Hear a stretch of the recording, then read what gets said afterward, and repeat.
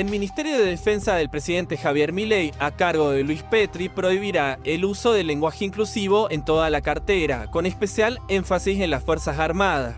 En la práctica, implicará que ya no se podrá usar la letra E en comunicados oficiales o dentro de las actividades.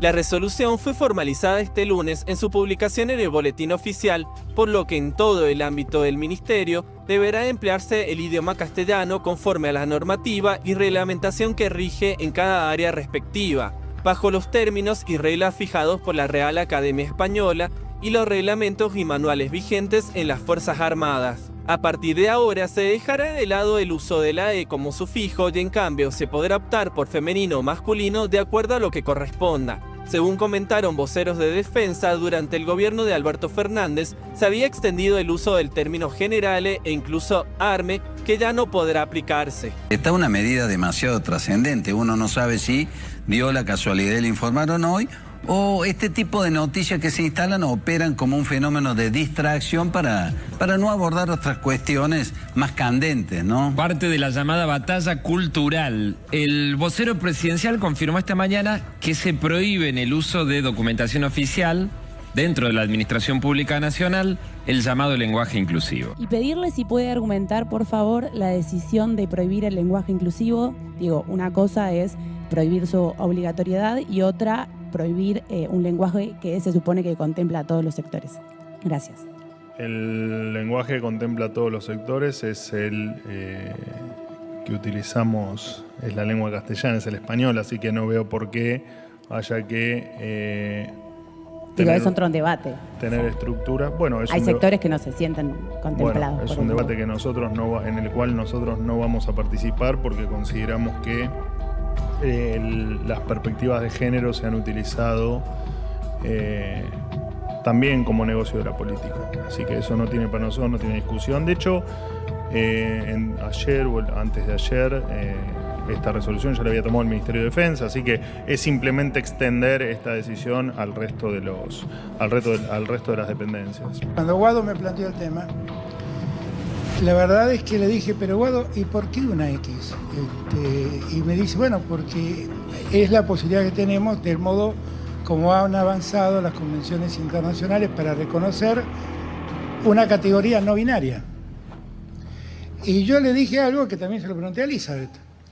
Pero, ¿al Estado le importa el sexo de la gente? ¿Le importa cuál es la orientación sexual o el género que cada uno percibe para sí mismo? Porque lo que al Estado le interesa es registrarlo a Alberto Fernández, saber si Alberto Fernández cumple sus compromisos impositivos, saber si no lava dinero, si no delinque. Eso es lo que le importa.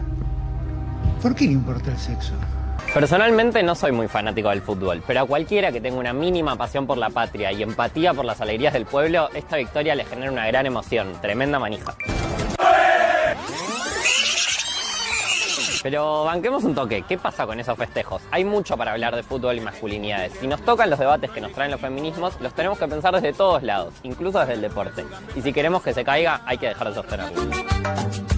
Es fundamental empezar a entender estas ideas para poder pensar las violencias en el fútbol sin quedarnos en una posición hipermoralista. Te voy a romper el orto, ¿significa que vas a violar al rival por el culo?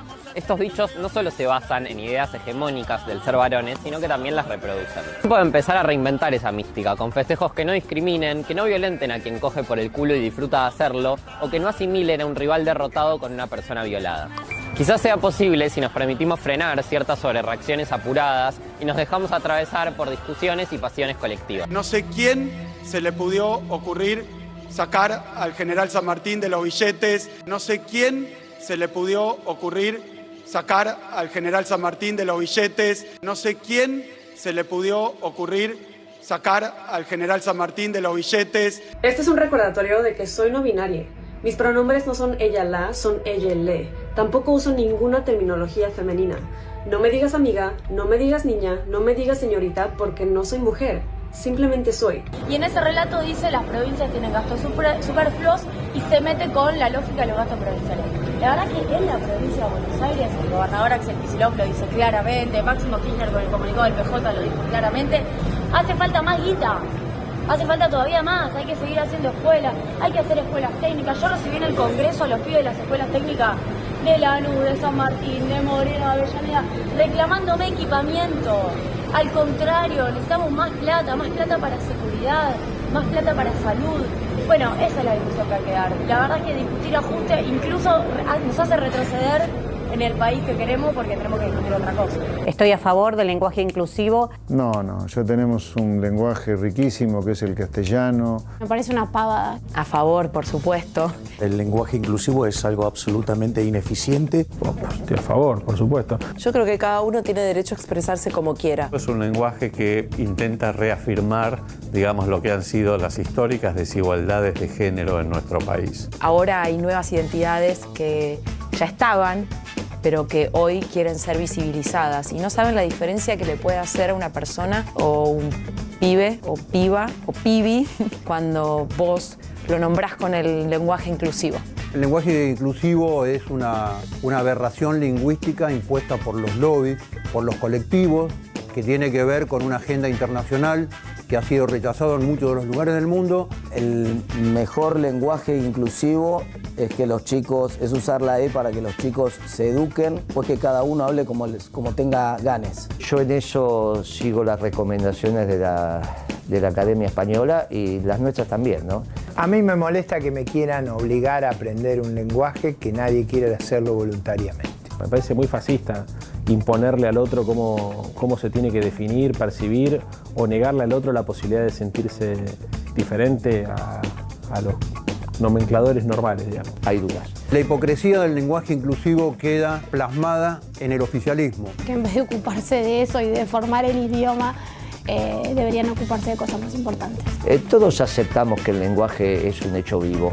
El lenguaje evoluciona mucho, está en permanente cambio, es un ser vivo, como dice Flavia Pitela, pero de abajo hacia arriba, nunca de arriba hacia abajo. Muy difícil imponer estructuras ideológicamente. Esto estaría siendo impuesto por la fuerza. Hay algo que el kirchnerismo ha hecho en 20 años y es el apoderarse de banderas, ¿no? Más allá de lo que fueron los derechos humanos, banderas que el kirchnerismo habilitó como banderas de inclusión. Y nosotros los que crecimos en democracia, ¿no? La generación de los que crecimos en democracia, realmente no estábamos acostumbrados a imposiciones como ocurrían en la época de la dictadura. Yo hice la primaria en la dictadura, ¿sí? Hice la primaria en la dictadura. Cuando íbamos a los actos del 25 de mayo, el 9 de julio, no comprendíamos que todo eso que era una parafernalia del acto, la marchita, el marchar con el brazo así, ir todos uniformados como si fuésemos integrantes del ejército, formaba parte de una batalla cultural que la dictadura quería imponernos. Claro, vino el kirchnerismo, después de años donde estuvo Alfonsín, Menem, de la Rúa, vino el kirchnerismo y comenzó a imponer desde su óptica cuestiones que la gente comenzó a rechazar. Por ejemplo, el lenguaje inclusivo, ¿no? Y se apropió del lenguaje inclusivo. Y se apropió del todos, todas, y de señoras, señoras, señores y señoras, y oficiales y oficialas, y todo eso que hemos conocido. Lo que pasa que, tan grave como prohibir, en esta Argentina de tanta historia, es imponer. Repito este concepto, y lo voy a discutir ahora con uno de los constitucionalistas mejores que tiene el país, que es el doctor Daniel Sapsay, que está con nosotros. Prohibir es tan grave como imponer. ¿Está bien que el presidente Milei comience a prohibir esas imposiciones del kirchnerismo? Y ustedes que nos están viendo, que a lo mejor forman parte de aquellos que votaron este gobierno o que querían un cambio, y a lo mejor lo ven muy bien, porque se hartaron de las imposiciones. Pero habrá otra gente que dice, no, esto incluye. esto propone la inclusión. A ver, tenemos que ir hacia un país donde podamos hablar como se nos cante. El que quiera hablar en cordobés, que hable en cordobés. El que quiera hablar en inclusivo, que hable en inclusivo. El que quiere poner la X en un documento, que ponga una X. Digo, la inclusión pasa por la igualdad de oportunidades. No por si hablamos de una manera o hablamos de otra. Y vuelvo a ese concepto. El prohibir es tan grave como el imponer. Y me parece que la sociedad argentina tiene que ir hacia otra calidad del discurso y a otra calidad de vida. Bienvenidos a Equipo de Noticias, 21 a 16 minutos. ¿Cómo les va, queridos amigos? Doctor Sapsay, un lujazo tenerlo. Encantado de estar con ustedes, Mariano. ¿Coincide conmigo o no? Tiene toda la libertad. Sí, coincido absolutamente, pero además de eso se demostró por parte de educadores que ese lenguaje inclusivo en el aprendizaje de los niños le genera graves perturbaciones, porque deforma totalmente el idioma y los chicos no entienden muy bien lo que están diciendo a través de ese tipo de máscaras, que para mí enmascara, como usted dice, la no inclusión. Claro. La inclusión implica el reconocimiento real de derechos. Yo hice no una hablar de una forma o de yo hice otra. una peligrosa analogía. Hice una peligrosa analogía con las imposiciones en tiempos de la dictadura. Sí. ¿Pero por qué lo hice? Lo hice porque lo pienso, digo. Imponer, no hace falta tener uniforme para imponer o ser un gobierno de hecho para imponer. Vos podés ser un gobierno votado por el pueblo e imponer una batalla cultural. Sí, es exactamente lo mismo. Lo que pasa es que es un rasgo dictatorial.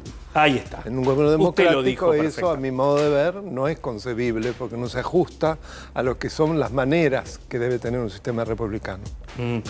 ¿Y el presidente Milei hace bien en prohibir o comenzar una batalla cultural distinta o realmente debería haber tenido otro linaje?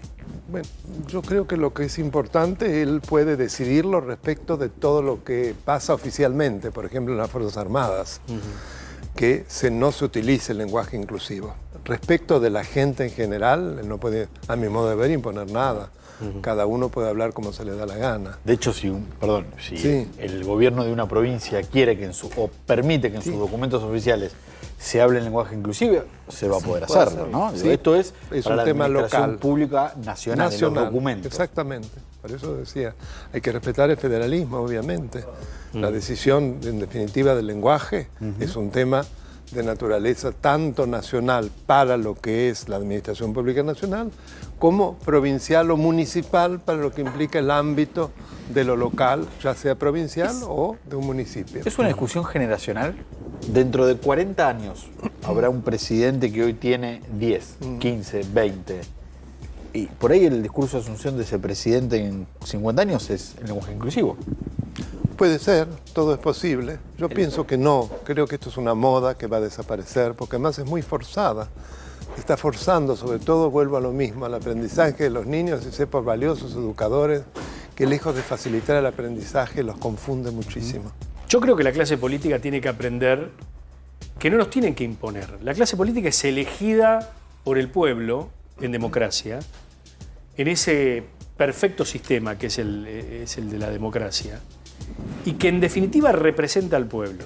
Digo, no está para imponer estas cosas. Digo, así como a lo mejor Milei es cuestionado por prohibir, también el kirchnerismo tiene que ser cuestionado por imponer. Digo, ahora estamos en un debate entre Casa Rosada y provincia, ¿no? Reeditando el siglo XIX de unitarios y federales. Digo, a mí me parece que hemos caído en una situación muy complicada que no sé si tiene retorno, ¿no? Es muy grave porque además existe esa suerte de grieta ahora, donde el mismo Milei está desconociendo al federalismo, desconoce a las provincias y a los gobernadores. En su pensamiento anarcocapitalista no deberían existir, con lo cual está violando claramente la Constitución. ¿Es unitario, Milei? Milei? La Constitución, sí o no sé bien qué es, pero no respeta, que hay que decirle el artículo primero de la Constitución, es lo primero que hay que cumplir. Régimen representativo, republicano y federal. Claro. Para cambiar hay que cambiar la Constitución. La reformamos, el artículo 30 establece Es muy dificultosa la modificación. Pero hoy, como está la Constitución, no se pueden borrar las provincias. Claro. Porque las provincias, además, son preexistentes a la nación. Sin ser exégeta de mi ley, posiblemente él o algún funcionario del gobierno responda: no nos oponemos a eso, lo que estamos haciendo es reordenar los recursos públicos. Y esta es plata de la nación que no le corresponde a las provincias. Digo, no lo digo yo, digo, entiendo que es lo que plantea el gobierno. Bueno, a ver, esto está en función también de lo que la Constitución dice, que ha establecido la necesidad de que se dictase una ley de coparticipación federal de impuestos que debía máximo dictarse en diciembre del 95. Vamos para 30 años, ni siquiera jamás se presentó un proyecto. Ahora, no obstante eso, establece una cantidad de pautas para la distribución que deben ser respetadas. Desgraciadamente, tanto con el gobierno anterior como con el gobierno de Macri y actualmente, lejos de respetar esas pautas, hace todo lo contrario.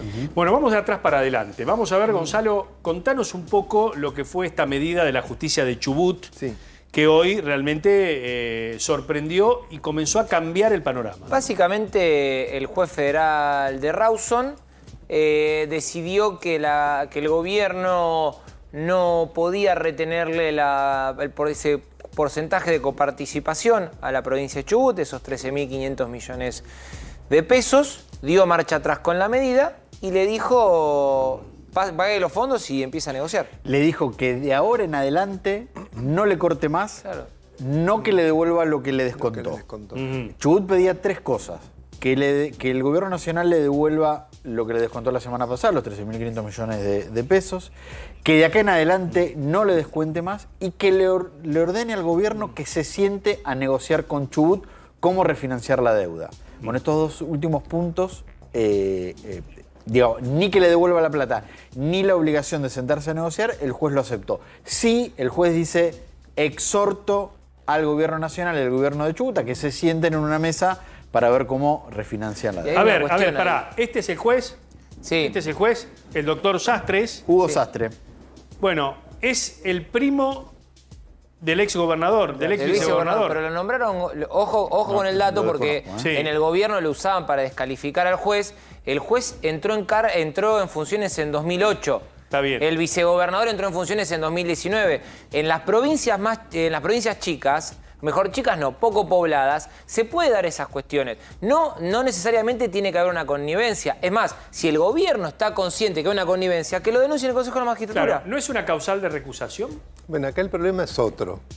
En realidad, acá es un caso de competencia originaria de la Corte Suprema, artículo 117. Cuando una provincia es parte, va directamente a la Corte Suprema. Ese es el gran problema que tiene este fallo. Claro, fue mal colocado ese incidente interlocutorio, ¿no? Como le llaman a ese. Es decir, tendría que haber ido directamente a la Corte. Por una falta de competencia del juez. Claro.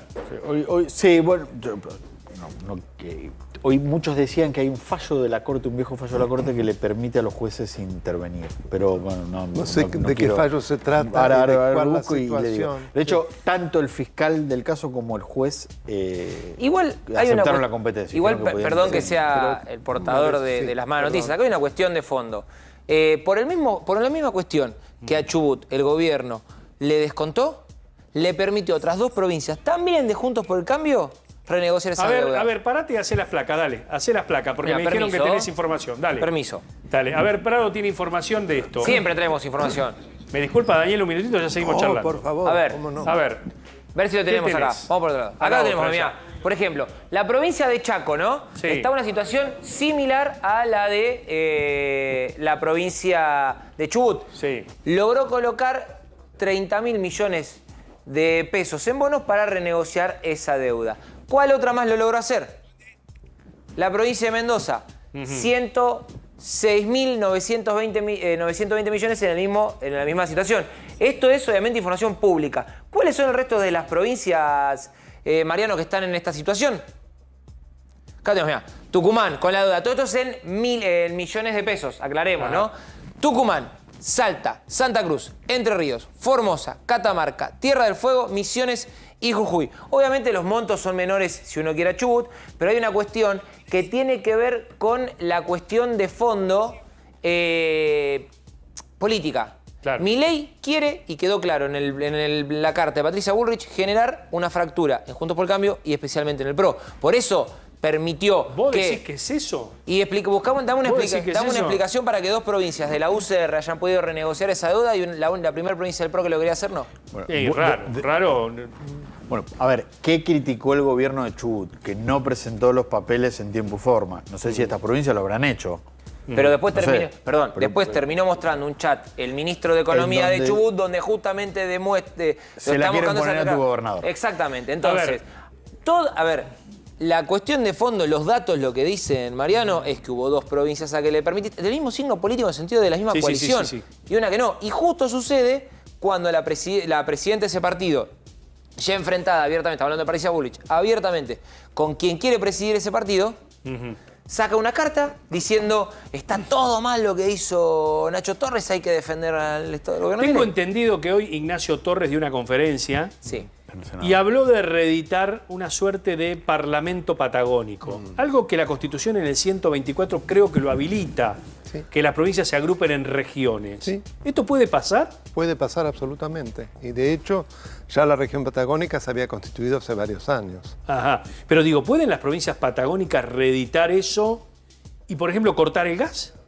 Eso es otra cosa. Lo de cortar el gas de por sí es un delito. Ajá. ¿Por qué? Porque el gas y los hidrocarburos van destinados a la satisfacción de necesidades esenciales de los habitantes. Ajá.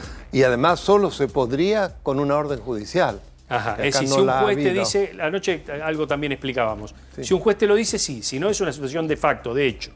Por eso no tiene derecho. Y además técnicamente, según dicen, tampoco es factible. Ajá. No se puede hacer. Así que estamos hablando todo en el terreno de hipótesis. Acá hay que sentarse a dialogar. La única forma que esto suceda es con un paro del sector petrolero, pero que eso hasta ahora no está previsto. Bueno, de hecho, en algún momento hubo una huelga muy grande allí en el yacimiento de Cerro Dragón en Chubut. Sí, claro. ¿Se acuerdan? Y estuvo bloqueada la ruta y demás sí, en su claro. momento, ¿no?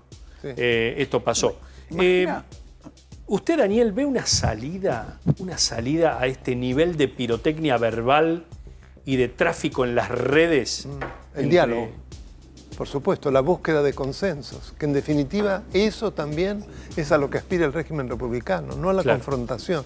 Un sistema federal es un sistema en donde coexisten 2 niveles de gobierno, las provincias son preexistentes a la nación y además ellas son las que le delegan a la nación sus competencias, pero eso no quiere decir que tienen que estar peleándose, al contrario. Claro. Es un delicado equilibrio, pero basado en el diálogo y la posibilidad de encontrar soluciones consensuadas. Esta pelea que estamos viendo abiertamente, ¿amerita una intervención federal? ¿Se puede plantear? Bueno, la intervención federal igual sería respecto de cada provincia por separado. Sí, claro, digo Chubut, por ejemplo. Si Milei dice voy a intervenir la provincia de Chubut. De todas maneras, él no lo decide, es una decisión del Congreso y con mayorías muy calificadas. 2 tercios de cada una de las cámaras. Grabadas, claro. ¿Pero la situación ameritaría eso o no? ¿O es muy extremo? Yo entiendo que, yo no veo que sea, y lejos de eso, de nuevo es entrar a la confrontación.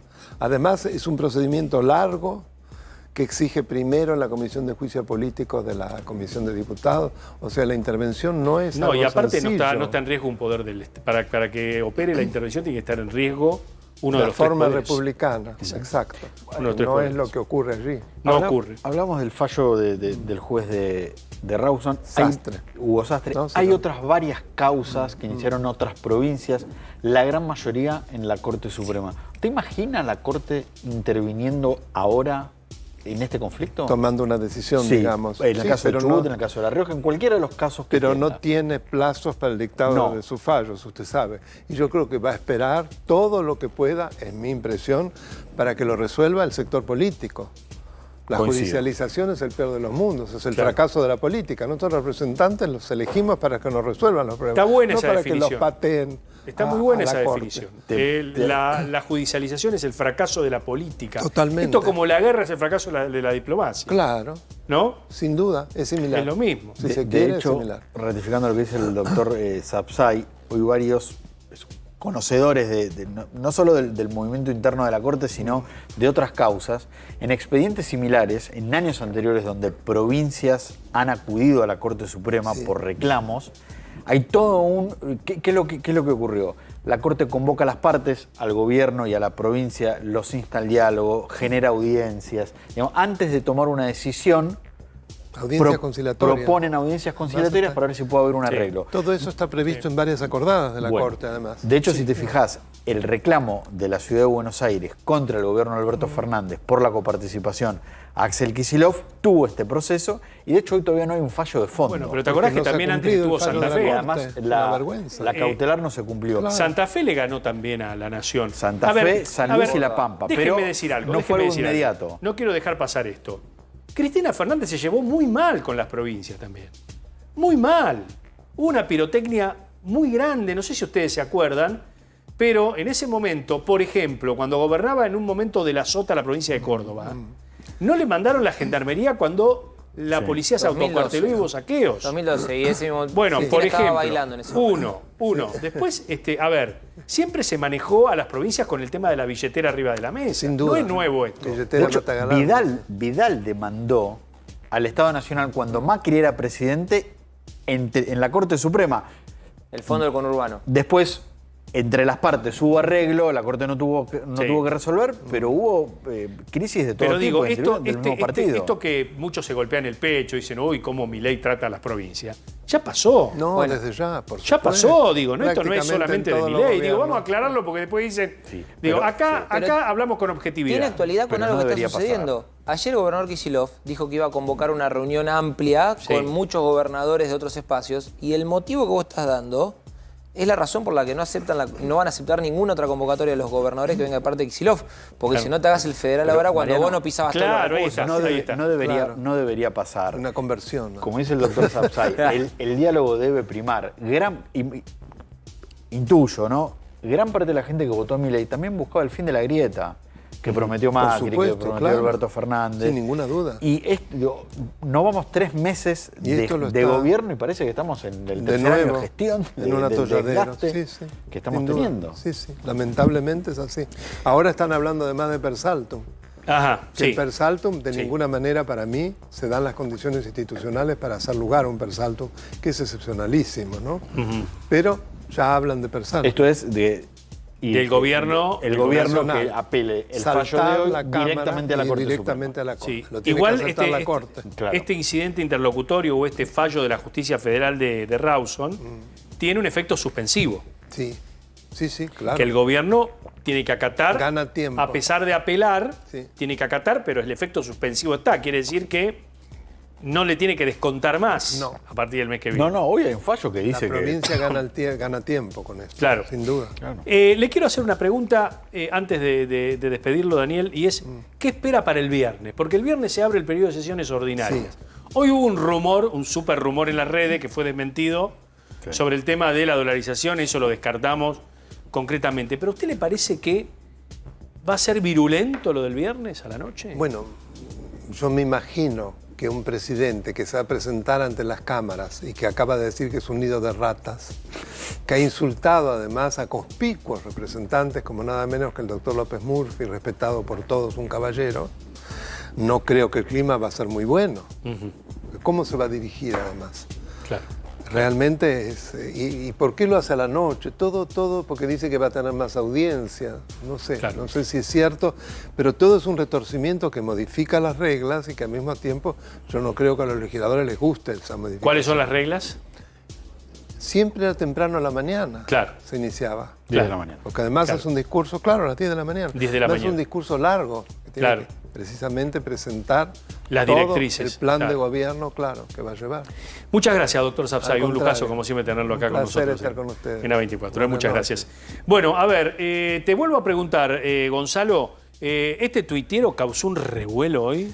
La verdad que sí, es una personalidad de las redes, por así decirlo, se define como abogado liberal, no tiene vinculación alguna con la Casa Rosada y el propio presidente lo desmintió replicando un tuit de un colega acá de Carlos Burgueño. Lo que pasa es que, insisto, algo que contábamos ayer creo que fue la semana pasada, la clave del discurso presidencial no va a ser la dolarización. No va a ser la competencia de monedas. no va a tener nada que ver con la economía, la clave del discurso de apertura de sesiones. Claro. Va a tener que ver con una serie de informes de la CIGEN, uno de ellos pedido por Alberto Fernández, donde va a exponer el nivel de corrupción y de falta de control que hubo en esa administración en distintos organismos, entre ellos la ANSES. Ajá. O sea que lo que va a hacer Milei va a decir, ustedes me están criticando, pero miren lo que me dejaron. Bien. En un ratito vamos a estar contando porque cambiaron 2 planes sociales. Sí. En un ratito lo Se contamos. eliminó el Dale, potenciar trabajo. atenti con esto. Pero miren lo que pasaba hace algunos días en el Congreso. Mírenlo. No voy a leer todo el inciso, queda exactamente igual. Se agrega una frase al final que dice: exclúyese de lo dispuesto en este inciso al Fondo Fiduciario para el Desarrollo Provincial, creado por el decreto número 286/95 y sus modificatorios, y al Fondo Fiduciario Federal de Infraestructura Regional, creado por la ley número 24.855. Gracias. Sí, diputado. Tetaz. Lo que quiero decir es que si cada uno va a empezar a hacer lo que quiere con su fondo fiduciario, entonces discutamos todos. Todos se abren, todos los fondos fiduciarios o ninguno. Esto de empezar, que cada uno, porque negocia en una provincia, esto es una barbaridad. Si cada uno puede negociar en un lugar, que no, que excluyo este, pero que saco este, o se van todos o no se va ninguno. ¡Basta! Gracias, diputado. Diputado Bornoroni. Bueno, más tranquilo que ahí en la sesión del Congreso está Martín Testaz, diputado de la UCR con nosotros. ¿Cómo te va? ¿Qué tal? ¿Cómo estás? Bienvenido. Bueno, buenas tardes. Bueno, buenas ¿seguís noches. pensando así como en ese momento? Fue un papelón. Lo que pasó fue realmente... además después se hicieron los tontos todos. Ajá. Se hicieron los tontos todos. Porque lo que estaba pasando ahí era muy simple. El gobierno trajo un listado de fondos fiduciarios que dijo: queremos una facultad extraordinaria para que el presidente pueda decidir sobre estos fondos. No es que se estaba votando ahí eliminar los fondos, eso mucha gente se confundió, no se estaba votando eso. Lo que se estaba votando era si le dábamos a Milei el poder extraordinario de decidir sobre esos fondos. Claro. Y nosotros lo que dijimos es, el listado entero de fondos, ¿por qué no abrimos ese listado? Y nosotros sobre muchos de estos fondos creemos que no tienen mucho sentido. Efectivamente queremos darle al presidente la facultad extraordinaria que los deshaga o no, que decida el presidente. Pero algunos no. Por ejemplo, había un fondo que financiaba políticas de trata contra las personas, o sea, política contra la trata, mejor dicho. Había otro fondo que financiaba políticas de combate al fuego, a incendios forestales. Había algunas cosas que parecían razonables estudiarlas aparte en el Congreso. En el medio de que nos dijeron, no, es todo el paquete entero, queremos la facultad para que el presidente pueda decidir sobre todos estos fondos fiduciarios juntos. No hay ninguna posibilidad de abrir este listado, de decidir este sí, este no. Ocurre eso que vos mostraste recién ahí. Claro. Es una negociación, eso es claramente una negociación donde la gente no entiende esto, pero es así como ocurre. Un diputado, en nombre de varios gobernadores, le pide al miembro informante de La Libertad Avanza que separe 2 de los fondos fiduciarios que estaban en la lista y los corra. Dice, no incluyamos estos 2 fondos fiduciarios, porque ¿qué había pasado? Los gobernadores habían dicho, si salvás estos 2 fondos fiduciarios, yo te voto el artículo. Ah, mira. Eso fue un escándalo. Claro, Entonces yo lo que hice fue denunciarlo. ¿Hay PUS decirle, en los fondos fiduciarios, ¿Cómo? Martín? ¿Hay PUS en los fondos hay fiduciarios? PUS en todos lados en el Estado, donde vos lo analices. Es ingenuo A ver, esto pensar, es una definición de Tetaz. Es Hay in- PUS en todos pero lados. eso es obvio. Es ingenuo pensar que hay un tipo de herramienta particular que es la que tiene PUS. ¿Qué pasó con los? ¿De dónde vienen? La mayoría de esos fondos fiduciarios se crearon entre el 2015 y el 2019, muchos. 10 de esos fondos los creó Macri. ¿Por qué los creó Macri? Justamente porque para hacer programas de obras públicas, muchos programas que requerían, por ejemplo, participación público-privada y otro tipo de cosas, era más dinámico gestionar esos fondos a través de un fondo fiduciario que hacerlo a través del Ministerio de Infraestructura o del organismo que correspondiera. Es una cuestión de simplemente de qué manera resulta más pragmático gestionar fondos. Entonces vos me decís, vos me podés garantizar que si los va a gestionar debido a los fondos en su momento, ¿no? Eso era lo que pasaba cuando recibe Macri. Que si lo gestiona un debido en el Ministerio de Planificación, entonces es más transparente. Obviamente Claro, no. Claro. Esto está a la vista que no. Entonces Macri un poco quiso darle más transparencia a eso, darle una cosa descentralizada que no dependiera del Ministerio de Infraestructura. Bueno, entonces seguramente hay fondos, por eso nosotros habíamos pedido en el dictamen nuestro, en el dictamen de mayoría pero con disidencias, habíamos creado la posibilidad de que esos fondos fueran auditados y que los responsables de esos fondos tuvieran que rendir cuentas en el Congreso, etcétera, que nos parecía que era muy transparente, pero bueno, se manoseó el tema y el gobierno terminó haciéndose la víctima de algo que había manoseado el propio gobierno, como viste ahí. Ahí queda probado, en esa intervención de Massot queda probado que el miembro informante de La Libertad Avanza había aceptado retirar 2 de los fondos fiduciarios a pedido de los gobernadores. Martín, ¿vos ves una luz en el camino después de semejante ajuste, no? La gente lo está padeciendo. Mira, te lo voy a decir de la siguiente manera, Mariano. Los planes antiinflacionarios en el mundo y en la experiencia histórica argentina se dividen en 3. Los que son exitosos y expansivos de la actividad económica, es el mejor de los mundos, no el plan de convertibilidad. El plan austral al principio, después fracasó, pero el plan austral al principio fue muy expansivo de la actividad, bajó muy rápido la inflación. O sea, exitosos. Los que son un fracaso total, que colapsan rápidamente, y en el medio algunos que consiguen bajar la inflación, pero con un costo de actividad económica brutal, ¿no? Que por supuesto son parcialmente exitosos, digámoslo de esa manera. Entonces hay 2 posibilidades acá.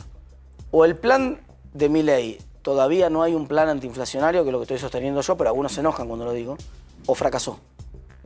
Vos decís que fracasó. Una de 2. No, yo lo que creo realmente es que no hay un plan antiinflacionario. Ajá. Pero como algunos se enoja, digo, la posibilidad matemática, lógica, es que son esas 2 posibilidades nada más. O el plan, porque no está dentro del mundo, en estos 3 mundos no ocurrió que bajó la inflación y se reactivó la economía. Estamos dudando ahora si la inflación empieza a bajar desde niveles estratosféricos. Pero bueno, ponele, empieza a bajar de a poquito, empieza a bajar.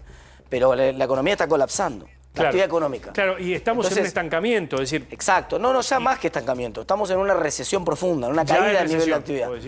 No lo digo yo, lo dicen los números. Una caída del nivel de actividad. Hoy apareció publicado el indicador de nivel de actividad de Orlando Ferreres, que es el más actualizado de todo, que confirma la caída del nivel de actividad en el mes de enero. O sea, hay una caída real en el nivel de actividad. Entonces, y esto no quiere decir, yo con esto quiero ser muy claro, no estoy echándole la culpa a nadie de esto. Por supuesto, Milei acaba de asumir hace 60 días. Lo que digo es, si vos tenés un plan antiinflacionario exitoso, y ya te mostré algunos ejemplos de esos planes, hoy estaríamos hablando de expansión de la economía y caída de la inflación. Hoy no estamos hablando de eso. Entonces hay 2 posibilidades. O no hay un plan antiinflacionario o el plan no es exitoso. Ajá. ¿Y qué plan hay? O lo que estamos Yo creo que el gobierno está preparando las condiciones para un plan de estabilización. Está preparando las condiciones. O sea, que puede ser una dolarización. No puede ser una dolarización. No puede ser una dolarización porque no tiene el presidente el consenso en el Congreso y no está de acuerdo nadie en la dolarización. A ver, detenete acá, porque hoy hubo un tuit que fue falso, que lo han... Pero decía algunas cuestiones que realmente cuando lo leímos nos preocupamos. A ver. ¿Por qué nos preocupamos? Porque es un tuitero libertario que habló de que el viernes iban a anunciar una dolarización y que lunes y martes iba a haber un feriado cambiario y que el dólar iba a ser 1000. Cualquier disparate. ¿No? Pero bueno, se viene hablando desde el gobierno en todo este tiempo de que ya estaría como una base monetaria para ir hacia una canasta de moneda. Lo dijo el presidente el otro día en una nota a un canal colega. Por eso yo decía crear las condiciones. A ver, mira el tuit. Ahí lo tenés, mirá. Ahí está. Este viernes el presidente Milei a las 21 anunciará la dolarización argentina. Será un hito para el cual han estado trabajando para achicar la brecha cambiaria entre el dólar oficial y los dólares libres. El hilo sigue. Dice, lunes y martes feriado. Se hace una devaluación del oficial al 1000 para dolarizar ese valor. Todas las cuentas en pesos pasan a dólares ese valor. Por restricción física de dólares en efectivo habrá un corralito por unos meses. Fíjate vos lo preocupante de esto. Y hablaba de sacar, no sé, $100 por semana. Bueno, en fin. Falso. Repito, falso. Dicho por el propio Milei. Falso. Dicho por el propio Milei. El propio Milei Exacto. Dijo que esto no era así en base a pero información. Digo, este desbande, ¿por qué cito esto? Porque el presidente también gobierna por las redes. Sí, pero acá hay una cuestión que yo incluso la pregunté en el gobierno. ¿Cuánto tiempo tardó la convertibilidad en aplicarse? 1 año y medio. Listo, ahí tenés la respuesta. Acá está, este tuitero decía que en 3 días iba a poder realizar la economía. No, yo creo que, ojo, creo que eso no es un indicador tan relevante por múltiples razones. Primero porque Menem erró de arranque. O sea, Menem erró completamente el diagnóstico de lo que estaba pasando con la economía. Menem se creyó el versito ese de que la inflación la generaban los empresarios, entonces eligió a poner a Bunge Born en el Ministerio de Economía, ¿te acordás? Sí, que erró, tuvo problemas políticos, le faltó apoyo, es decir, dio toda una vuelta grande hasta que llegó a Caballo. Pero la convertibilidad desde que Caballo asumió hasta que aplicó la convertibilidad pasó muy poco tiempo. En el medio se le murió el ministro de Economía. En el medio, claro, además se murió el ministro de Economía. El ministro de Economía, que era... Absolutamente, déjeme dar las cifras precisas. La convertibilidad entró en vigencia el 1 de abril de 1991. Así es. En 1992, el 1 de enero, o sea, 8 meses después, pasamos de la paridad $1, 10.000 australes, a $1, un peso convertido. Le sacaron 4 o sea, soles a la tardó 8 meses ese proceso. No se puede hacer en 3 días como planteaba el tuitero. No, pero a ver, lo que yo digo es, está creando las condiciones para hacer un plan de estabilización del gobierno. Eso esencialmente, ¿qué quiere decir crear las condiciones para el plan de estabilización? Está bajando el déficit fiscal, sí, con un ajuste brutal, y está licuando. Está usando la licuadora. La licuadora la está usando tanto para los pasivos, porque la licuadora no discrimina, ¿viste? El dinero es fungible. Así que la licuadora está funcionando exactamente igual y a la misma velocidad para hacer licuado de frutilla que para hacer licuado de banana. O sea, está haciendo a la misma velocidad, está licuando los salarios y las jubilaciones que los pasivos monetarios remunerados del Banco Central. Está la velocidad a la cual licúa igual. Pero ¿quién va a consumir en una convertibilidad? Pero pará, no estoy hablando, yo no dije convertibilidad. No, pero en una estabilización. Lo que te estoy diciendo es, está creando las condiciones para un plan de estabilización. Ajá. No va a tener condiciones para una dolarización y además el propio Milei dijo, yo no sé cuántas veces más tiene que decirlo, porque no lo queremos escuchar. Claro. Hay gente que sigue queriendo hablar de la dolarización. El propio Milei ya lo reconoció que era un artilugio de campaña lo de la dolarización, nunca pensó en dolarizar. Él lo que pensó hacer, en todo caso, era una competencia de monedas. Nunca pensó dolarizar. Lo que pasa es que cuando arrancó a explicar lo de competencia de moneda era complejo desde el punto de vista técnico. Alguien le dijo dolarización. Claro, tenía un punch dolarización desde el punto de vista comunicacional extraordinario. Salieron con dolarización, pero nunca estuvo en la cabeza de Milei dolarizar y no hay consenso de ninguno de los economistas y tampoco hay consenso de los diputados ni de los senadores, así que dolarización no. Lo que podría haber dentro del plan de estabilización es más adelante un proceso de competencia de moneda, eso podría ser. Mirá lo que escribió Carlos Burgueño y lo cita Javier Milei, ¿no? Ahí está. Hilo acertado, dice Javier Milei, me voy a acercar. Ahí está, el presidente valora, le pone like y toma, ¿no? Copia el URL de Burgueño. A partir del tuit en cuestión, lo siguiente, tómenlo como oficial a pelotudez total, dice Carlito Burgueño, lo de este muchacho, por el tuitero este que les mostré antes. Ve la libre competencia de monedas. Tiene una primera etapa con el peso conviviendo con las otras monedas no domésticas. Bueno, y sigue, ¿no? El tuit dice, el gobierno está en una etapa de plena compra de dólares con un sistema financiero languideciendo en pesos. D, no ve al gobierno ninguna necesidad de devaluación, menos a 1.000 pesos. Nunca el gobierno pensó o pensará en feriados cambiarios. Y finalmente aseguran que en el gobierno que pensar en un corralito similar con este presidente es indigno. O sea, y ahí está entonces lo que dice Carlos Burgueño, que lo dice Milei y lo reafirma el presidente. Más claro, digo, para que quede rubricado a esta hora aquí en Equipo de Noticias. Te pregunto lo siguiente, recién lo pregunté, pero vos estabas con tu discurso. En un plan de estabilización, con este nivel de licuadora, ¿quién va a consumir? Una vez que el plan de estabilización empieza a funcionar, el resultado va a ser que la inflación se va a desplomar, si es exitoso, si está bien hecho, que la inflación se va a desplomar y cuando la inflación se desplome los salarios reales se van a recuperar y con ello el consumo. Eso fue lo que pasó con el plan de convertibilidad y lo que pasó con el plan austral. Ambas situaciones en contextos parecidos desde el punto de vista de que venían de una economía con altísima inflación, con salario derrumbándose, con la economía desde el punto de vista de la actividad cayendo. O sea que si vos te parabas en abril del 91 y hacías la misma pregunta, podías con incredulidad pensar ¿quién va a consumir con este plan de convertibilidad? El resultado fue que 3 meses después el consumo empezó a volar. Si vos te parabas en mayo, previo a junio del año 85, antes del plan de austral, y planteabas lo mismo, che, con este plan que están anunciando para el plan austral, que no sabías ni qué era, ¿quién va a consumir? El resultado en septiembre te iba a sorprender, en septiembre del año 85 el consumo volaba. Entonces, si el programa antiinflacionario es exitoso en contener la inflación y quebrar las expectativas del público, el resultado en términos de nivel de actividad también es expansivo. Mira. Esto es lo importante. Por eso Bien, digo bueno, que todavía, eso es una luz de esperanza. por eso digo que no hay Claro. plan de estabilización, para que no se enojen. Ahora veo, la fuente de Burgueño es obviamente el presidente de la Nación, es evidente. Claro. Ahora veo que en la fuente de Burgueño el propio presidente de la Nación le adelanta cuál es el plan, que va en la misma línea de lo que estoy diciendo yo. Claro, tal O cual. sea, el plan lo que es en una segunda instancia, una vez que licuó todo, Claro. y licuó todo lo que había posible para licuar, empieza un proceso de competencia de monedas, que es algo parecido a la economía bimonetaria que había planteado Patricia, qué paradoja, ¿no? Claro. Finalmente el presidente arranca con un modelo de tipo de economía de competencia de moneda que en la práctica termina funcionando. Bueno, hay como una varios economía funcionarios de Patricia ahí. Bueno, hoy bimonetaria. se fue uno, que fue García. Sebastián García Luca, sí, Luca. renunció porque no apoyó, no estaba de acuerdo con la carta del domingo. Claro. Básicamente. Claro. Y le comunico, mira, no estoy de acuerdo, me voy. Pero Patricia está jugada al gobierno de Milei, en un punto, ¿no? Otra vez, eso fue evidente y obvio al otro día, a los 2 días de la PASO, cuando Patricia, de la primera vuelta, mejor dicho, cuando Patricia anunció públicamente, junto con Macri, el apoyo a la candidatura de Milei. Vos tenías muchas maneras de apoyar al gobierno de Milei. Una manera era la que mucha gente votante nuestra nos pedía, que nos decía, bueno, está bien, después lo controlan ustedes en el Congreso, pero hay que votarlo ahora, esto es lo que te pedían. Pero Patricia eligió, junto con Mauricio y con mucha gente del PRO, acompañarlo activamente, o sea, formar parte del gobierno. Esto fue evidente desde el día 1, se terminó de confirmar cuando se confirmó el gabinete de Milei, y forma parte del gobierno. Y una vez que vos formás parte del gobierno, tenés que jugar a fondo. Claro. ¿Qué esperás que haga Patricia? ¿Que esperás que forme parte de un gobierno del cual no esté convencida? Está claro, está clarísimo. Si no está convencida, se tiene que ir, es obvio, ¿no? Pero vos pensás que debería haber más colaboración del PRO, de Juntos por el Cambio, adentro del gobierno de Milei, ¿o no? Primero, yo no puedo opinar de lo que tiene que hacer el PRO porque no es mi partido político, sería una falta de respeto que yo opine sobre lo que tiene que hacer otro espacio político.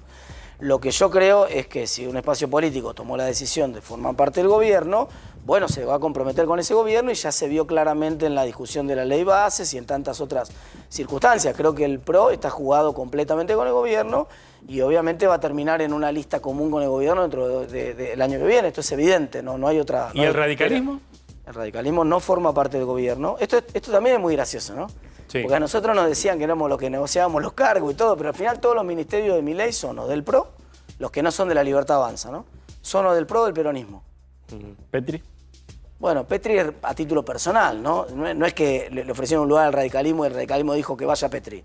Ni forma parte de un acuerdo del partido. Era compañero de fórmula de Patricia. Era compañero de fórmula de Patricia y ocupa el lugar de... Muchos en el PRO dicen que Patricia también está a título personal.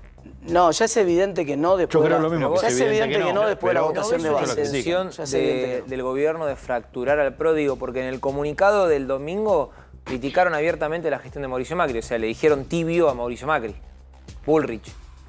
Yo no me voy otra vez. Imagínate que si yo no voy a opinar sobre lo que va a hacer el PRO, mucho menos voy a opinar sobre la interna del PRO. Sería una doble falta de respeto a mi parte. Así que la pregunta es si esa es una pregunta que le tenés que hacer a Patricia o a Macri. Por eso te consultaba vos como conocedor de lo que fue la implosión, si vos querés, de Juntos por el Cambio en el Congreso. ¿Ves que el gobierno quiere meterme ya ahí y fracturarlo al PRO, como también ves que quiere correrlo a ustedes? Yo creo que el gobierno necesita aumentar su base de sustentación y desde el día 1, con una visión muy pragmática del presidente, está apuntando a llevarse al PRO y a una parte del peronismo. Y eso es lo que está haciendo. Digamos, Scioli en el gabinete, digamos, finalmente, esto son cosas medio graciosas, de candidato a presidente de Cristina en el 2015. ¿Quiere decir que no hay vuelta atrás con esta fractura que sufrió Juntos por el Cambio? A mi juicio, Juntos por el Cambio no existe más. Yo lo dije en noviembre ya. Otra vez. Me costó, pero a veces digo las cosas y se enojan conmigo. El único espacio donde existía, todavía ahora vamos a ver con todo esto que está pasando, ¿no? Pero el único espacio donde Juntos por el Cambio, en la única dimensión, si querés, donde estaba vivo Juntos por el Cambio era la de los gobernadores. Claro. El único espacio donde operaban en bloque los 10 gobernadores. Efectivamente, el comunicado donde todos los gobernadores lo apoyan a Nacho Torres muestra a todos los gobernadores Juntos por el Cambio trabajando en equipo. ¿Cómo va a quedar esto? Bueno, depende de hasta dónde fuerce la situación Nacho Torres, quiénes lo van a acompañar o no. Entonces es una historia en desarrollo, ¿no? En muchas provincias sigue Juntos por el Cambio. Bueno, porque son acuerdos políticos. Se rompe a nivel nacional. Sí, pero los acuerdos de las provincias son distintos siempre, ¿no? Por ejemplo, vos tenías provincias donde hasta hace muy poco tiempo todavía seguía el acuerdo político que había hecho Macri con Massa en el 2013. Jujuy es un ejemplo. Por ejemplo. En Jujuy, por ejemplo, Morales logra ganarle a Milagro Sala gracias al acuerdo político que hace Macri con Massa. Porque Morales gana con el candidato a vice de Massa también dentro del equipo. Entonces, en las provincias vos encontrás este tipo de acuerdos a veces, donde la lógica es, bueno... Local, más local, más de la mirada más de local. Sí. ¿Y el radicalismo no corre el riesgo de quedar de alguna manera asociado al kirchnerismo en las votaciones en el Congreso? ¿No pensás eso? Pero no entiendo por qué, no tienen Te vuelvo a preguntar. Sí. El radicalismo votando contra el gobierno... Pero es que el radicalismo no votó contra el gobierno. No, está bien, pero votó digo, a favor del gobierno. Algunos radicales sí. 32 de los 34 diputados radicales votaron a favor de la ley bases, con todo el peronismo votando en contra.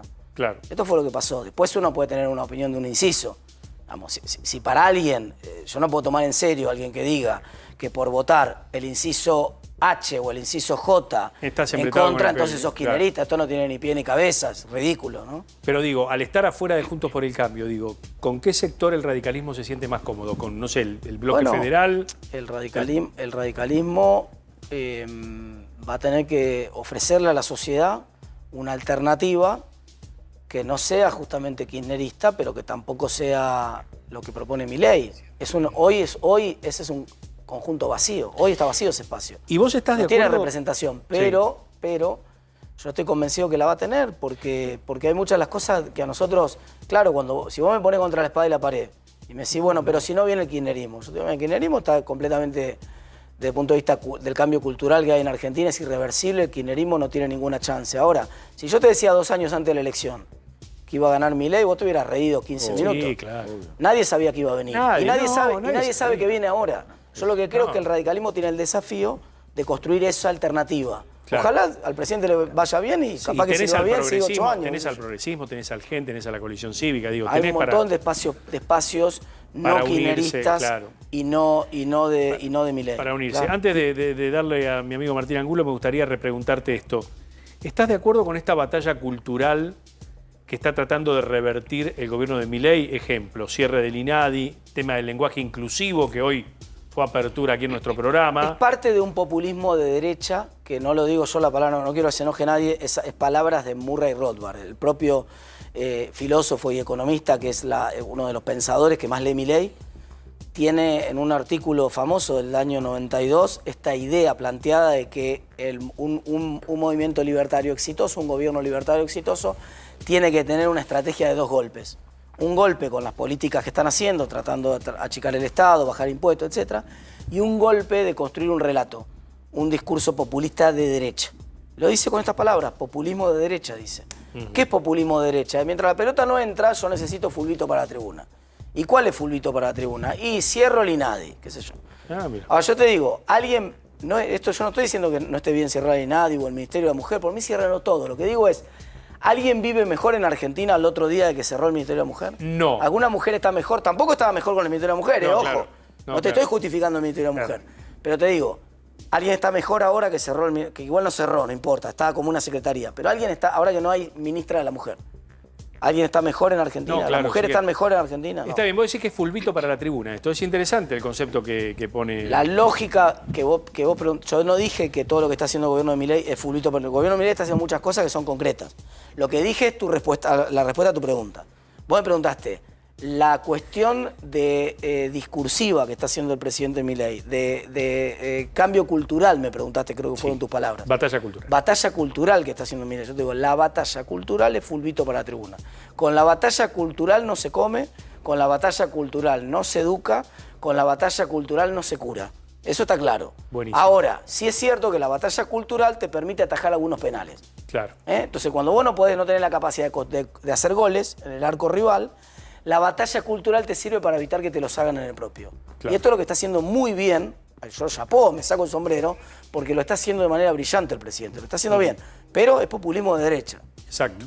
Martín Angulo. El viernes va a venir al Congreso, a abrir las sesiones, claro. 9 de la noche, un horario distinto. ¿Qué esperás?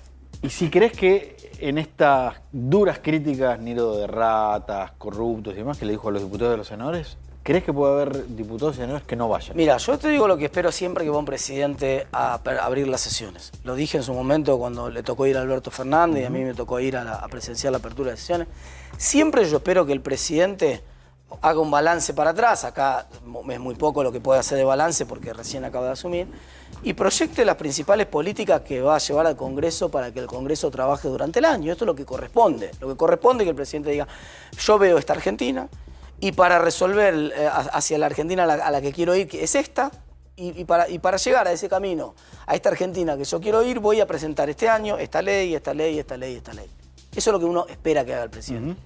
Lo que yo creo que va a hacer el presidente es reforzar este cambio cultural del cual hablaba Mariano. Si como todavía no tiene muchos goles en el arco, entonces, y tiene que en todo caso la dificultad de estar atravesando un momento difícil desde el punto de vista económico, y todavía no tiene nada para mostrar, entonces lo que creo que va a ir a hacer esencialmente es a fortalecer esta idea de ellos y nosotros.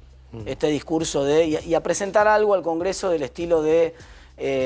voy a presentar un proyecto de ley para que todos los diputados se bajen 30% el sueldo, para contribuir con el equilibrio fiscal. Este tipo de cosas van a aparecer el viernes, como diciendo, miren muchachos, entonces ustedes vótense la baja de sueldo, porque si no se lo votan a la baja de sueldo, le aviso al presidente de antemano, yo la voto con las 2 manos, señor presidente, me bajo el sueldo mañana, espero que usted también lo haga, que empiece por el Ejecutivo, siempre está bueno empezar en casa con Mirá que te van a empezar a atacar por la red. Pero está bien, está perfecto, yo estoy dispuesto a votar esa ley que usted va a mandar seguramente el viernes, pero, insisto, todo esto es fulbito para la tribuna. ¿Imaginás un clima de insultos, tensión, diputados gritando? Mira, yo te voy a decir lo mismo que contesté respecto de lo que pasó en Chubut, ¿no?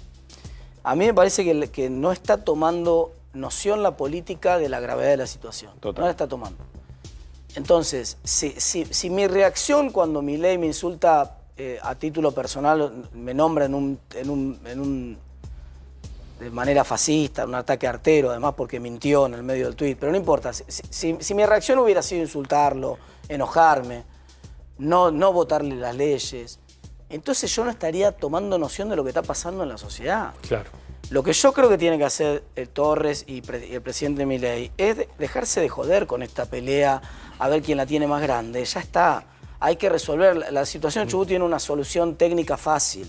Hay que sentarse a trabajar, encontrar la solución técnica que vos lo contaste recién, la misma solución técnica de Chubut, la misma solución técnica de Mendoza. Tiene una solución técnica fácil. Entonces siéntense, encuentren la solución técnica, termínenla con esta cuestión de egos, porque con los egos no se resuelven los problemas de la gente. ¿Pero es egos o es política? Porque da la sensación que si es fácil y escalan el conflicto, alguien quiere escalarlo.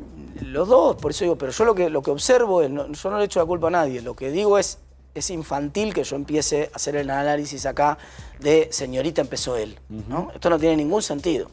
Vos cuando eras chiquito, lo hicieron. Pero vos cuando eras chiquito y tu papá empezaba, que a mí me pasa ahora con los chicos, yo ahora lo entiendo porque soy papá con los chicos, ¿no? Vos en un momento tenés que cortar el conflicto. Y claro, entonces no te importa quién lo empezó, si vos se terminó, porque si no y tenemos que seguir para adelante. Entonces la sociedad le está pidiendo eso, la sociedad está más madura que el presidente y que el gobernador hoy. Hoy la sociedad está más madura. Hoy la sociedad lo que le está pidiendo es, presidente, gobernador, termínenla. Salgamos de esta crisis, porque no está viviendo mejor la gente en Chubut esta semana que la semana pasada. Otra vez. Entonces, siempre que pensemos algo, si me voy a enojar el viernes, me voy a levantar, me voy a enojar con el presidente, siempre yo saber qué trato de pensar es, con mi acción, ¿la sociedad va a estar mejor después? ¿Va a bajar la inflación si yo me levanto y me voy? Porque si baja la inflación al otro día me levanto y me voy. Imagínate el tipo que quiere invertir en Argentina y se encuentra con este cotolengo, ¿no? Bueno, pero acá hay tasas de retorno altísimas, hay oportunidad de inversión muy grande y la Argentina se está construyendo. Y como la Argentina se está construyendo... Pero digo, ven esta pelea, ¿no? Ven esta pelea que tiene el presidente con los gobernadores, con un gobernador. Pero después no te creas, va a Estados Unidos y se encuentra con Trump, que por poco, cuando no le gustó el resultado de la elección, casi provoca un golpe de Estado en el Congreso. Entonces, quiero decirte, no es que vos, el principal país del mundo, que supuestamente es el lugar más seguro del mundo para invertir. La democracia más antigua. Y la democracia más antigua, de golpe te ofrece, no está. Sí, le incendiaron el Capitolio. Claro, viste, no está George Washington de presidente. Claro. ¿Imaginás que tampoco ahora diputados y senadores que no van a ir el viernes? No sé por qué, yo no tengo ninguna versión de que alguien evalúe no ir, ¿eh? No, en virtud de esto de nido de ratas, corruptos, delincuentes, de que algunos digan, bueno, yo creo, vos sabés que hay otro problema además. Cuando vos usás ese tipo de agravios hay otro problema. Que vos le haces un favor enorme al que efectivamente es un delincuente. Pero por ejemplo... ¿Por qué le haces un favor al que es delincuente? Porque el que es delincuente entonces queda escondido entre todos los delincuentes. Claro. ¿Entendés? Entonces, pero si Alfonsín va y dice, por ejemplo, el padre de la hiper... perdón, si Milei agarra y señala a Alfonsín diciendo el padre de la hiper... Como ya he hecho en otras ocasiones. ¿Los diputados y senadores del UCR se van a quedar en las bancas? Yo lo que creo, honestamente te lo digo, yo lo que creo es que el presidente, hasta que no pueda mostrar una inflación por lo menos menor que la que tenía Guzmán, no te pido que baje la inflación a niveles de cualquier país de la región, te pido el escándalo que tenemos ahora, yo creo que no debería hablar el presidente de la Nación de inflación. Porque a Alfonsín también le tocó asumir con 400% de inflación anualizada, ¿no? Un escándalo de inflación. Entonces, digamos, yo, si fuera Milei, después cuando baje la inflación seguramente va a hacer una factura que la va a pasar. Entonces yo voy a explicar con lujo de detalles. lo que pasó con la inflación durante el gobierno de Alfonsín. No hay ningún problema, pero lo que digo es, él está ahora para resolverle el problema a la gente y su trabajo es bajar la inflación. Y todavía mientras no logre bajar la inflación, lo que espera la sociedad es que él le muestre a la sociedad el camino. Porque hay mucha incertidumbre, la gente está muy angustiada, el presidente tiene una oportunidad el viernes, tiene la oportunidad de ser el estadista que mira hacia adelante y que le muestra el camino, que le dice hacia allá vamos a la sociedad, le muestra el camino, dice vamos a presentar estos proyectos de ley, vamos a hacer este plan antiinflación, la inflación va a empezar a bajar a partir de estos meses, los salarios se van a recuperar a partir de, supone, junio, las jubilaciones se van a recuperar con el aumento del mes efectivamente con el segundo aumento del año. Eso es lo que la sociedad está esperando. ¿Y para vos el ministro de Economía es Luis Caputo o es el presidente? No, el ministro de Economía es Luis Caputo. Ahora, si vos me preguntás si el presidente pero es Luis Caputo seguramente es consultado... Vuelvo a tu reflexión inicial. Caputo, sí. ¿Luis Caputo es el que no está haciendo el plan de estabilización o es el presidente Milei el que no la está haciendo? Yo creo que seguramente es conversado. El presidente Milei, como tiene obviamente... Nociones es economista, ¿no? Es economista, entonces lógicamente... es más importante su opinión que la que podía ser la opinión de un presidente no economista dentro del gabinete. Entonces, cuando vos tenías el famoso tándem de Menem con Cavallo, bueno, claro, Menem era el político, el actor político poderoso. Ninguno de los cambios de Cavallo podrían haberse conseguido sin la fortaleza política de Menem, pero se respetaban mucho los dos en cada uno de los dos terrenos. O sea, Cavallo sabía que dependía de la fortaleza política de Menem y Menem sabía que no sabía de economía, digamos, ¿no? Entonces, esto ahora, bueno, claro, esa frontera, seguramente está conversado el plan, eso, pero el gobierno, yo confío que el ministro es Caputo. ¿El único logro que puede exhibir el gobierno es esto del dólar más o menos estabilizado? ¿Es lo único que puede exhibir? Eso es muy transitorio y no es ningún logro, eso es algo, digamos, yo creo que el gobierno, el logro que puede exhibir es que efectivamente está licuando un montón de gastos. Es un logro pírrico, ¿no? Es un logro pírrico, porque está haciendo el ajuste de la peor manera que se puede hacer. No ha hecho ningún ñoqui la cámpora todavía. Lo que está haciendo esencialmente es ajustar el 90% del superávit fiscal del mes de enero se explica por la caída de las jubilaciones, de los salarios del sector público, de las transferencias a las universidades, es decir, de los gastos que el gobierno, por la licuadora, no por la motosierra. El 90% licuadora, 10% motosierra, hasta ahora. Claro. Un tema que traemos a la mesa, ¿no? Ya lo hemos tratado acá en el programa, los autos. Un auto mediano cuesta $20.000 acá. Una locura. Y en Chile vale 10. Claro. Suponete. Y en Brasil, y es el mismo auto.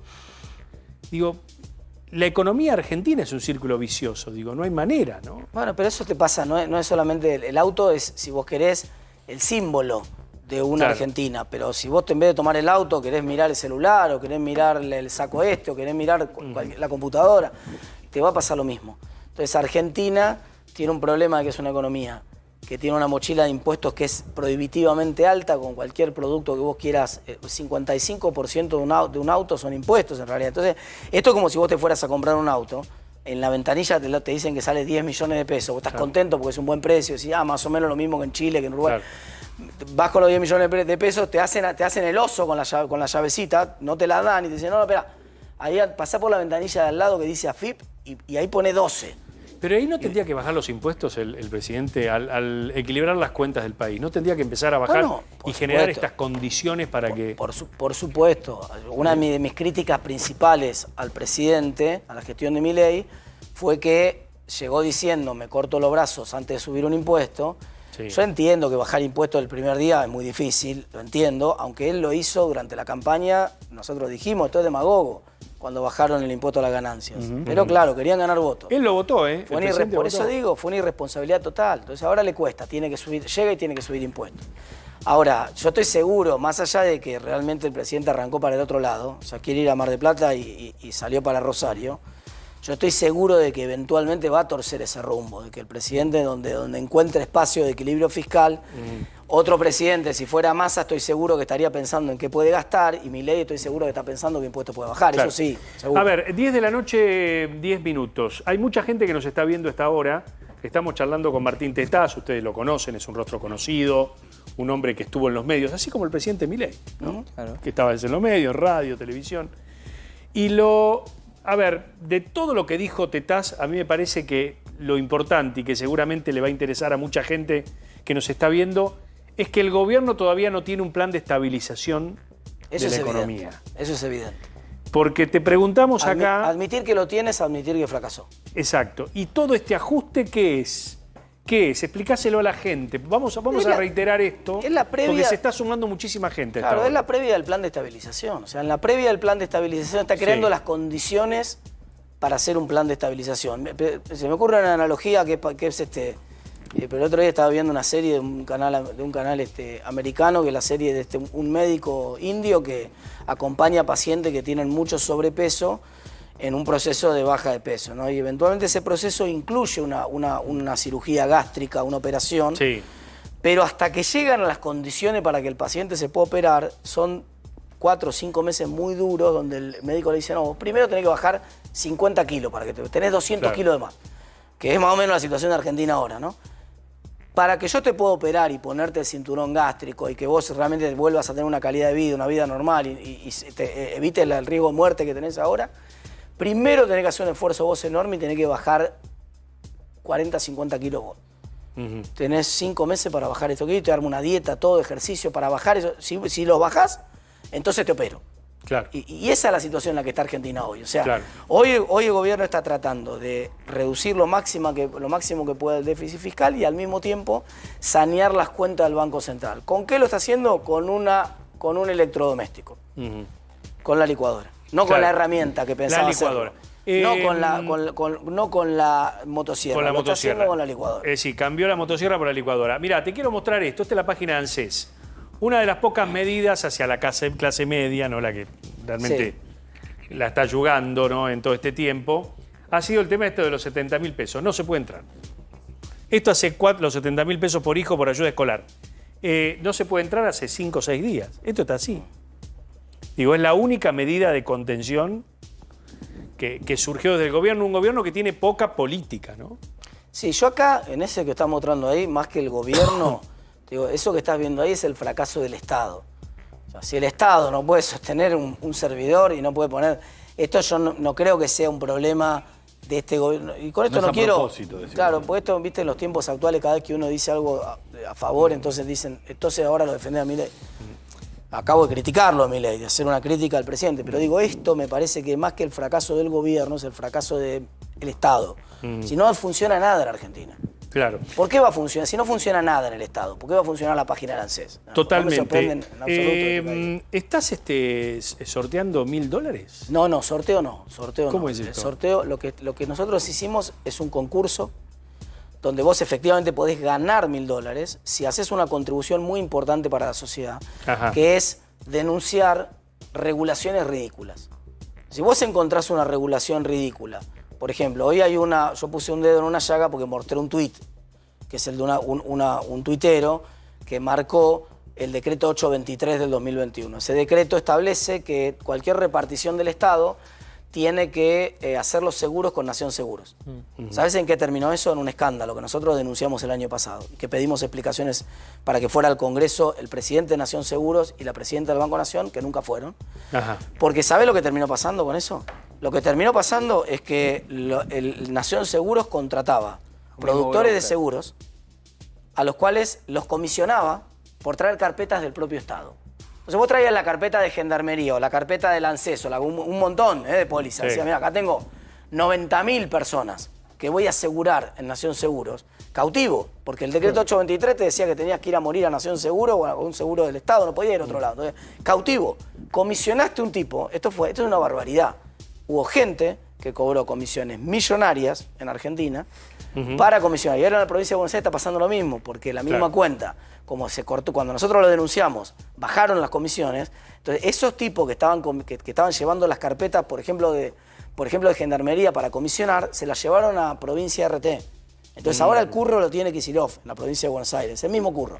Ese tipo de cosas, si la gente las denuncia, si la gente dice esta regulación está mal, entonces nosotros, una vez que eso sea retuiteado, la gente diga esta es la más disparatada de las regulaciones, a fines de marzo, la más disparatada de las regulaciones, la más retuiteada, le voy a dar $1000 de mi bolsillo. Ahí está. Bueno, y le voy a pedir al presidente que la derogue. Y esto es la contribución. Bueno, podés venir 3 veces por semana porque la rompiste el rating, nos voló con vos. Me alegro mucho. Así que sí. Un dato de lo que está diciendo el diputado, en el discurso de la apertura de sesiones ordinarias, el presidente va a hacer, por lo que tengo entendido, va a hacer hincapié en un broker particularmente, muy vinculado a Alberto Fernández, que el presidente daba las indicaciones de que vayan con el expresidente, que vaya con ese broker, y que se llevó 300 mil millones de pesos en comisiones. Te digo más, ese broker... 300 millones mensuales. Ese broker es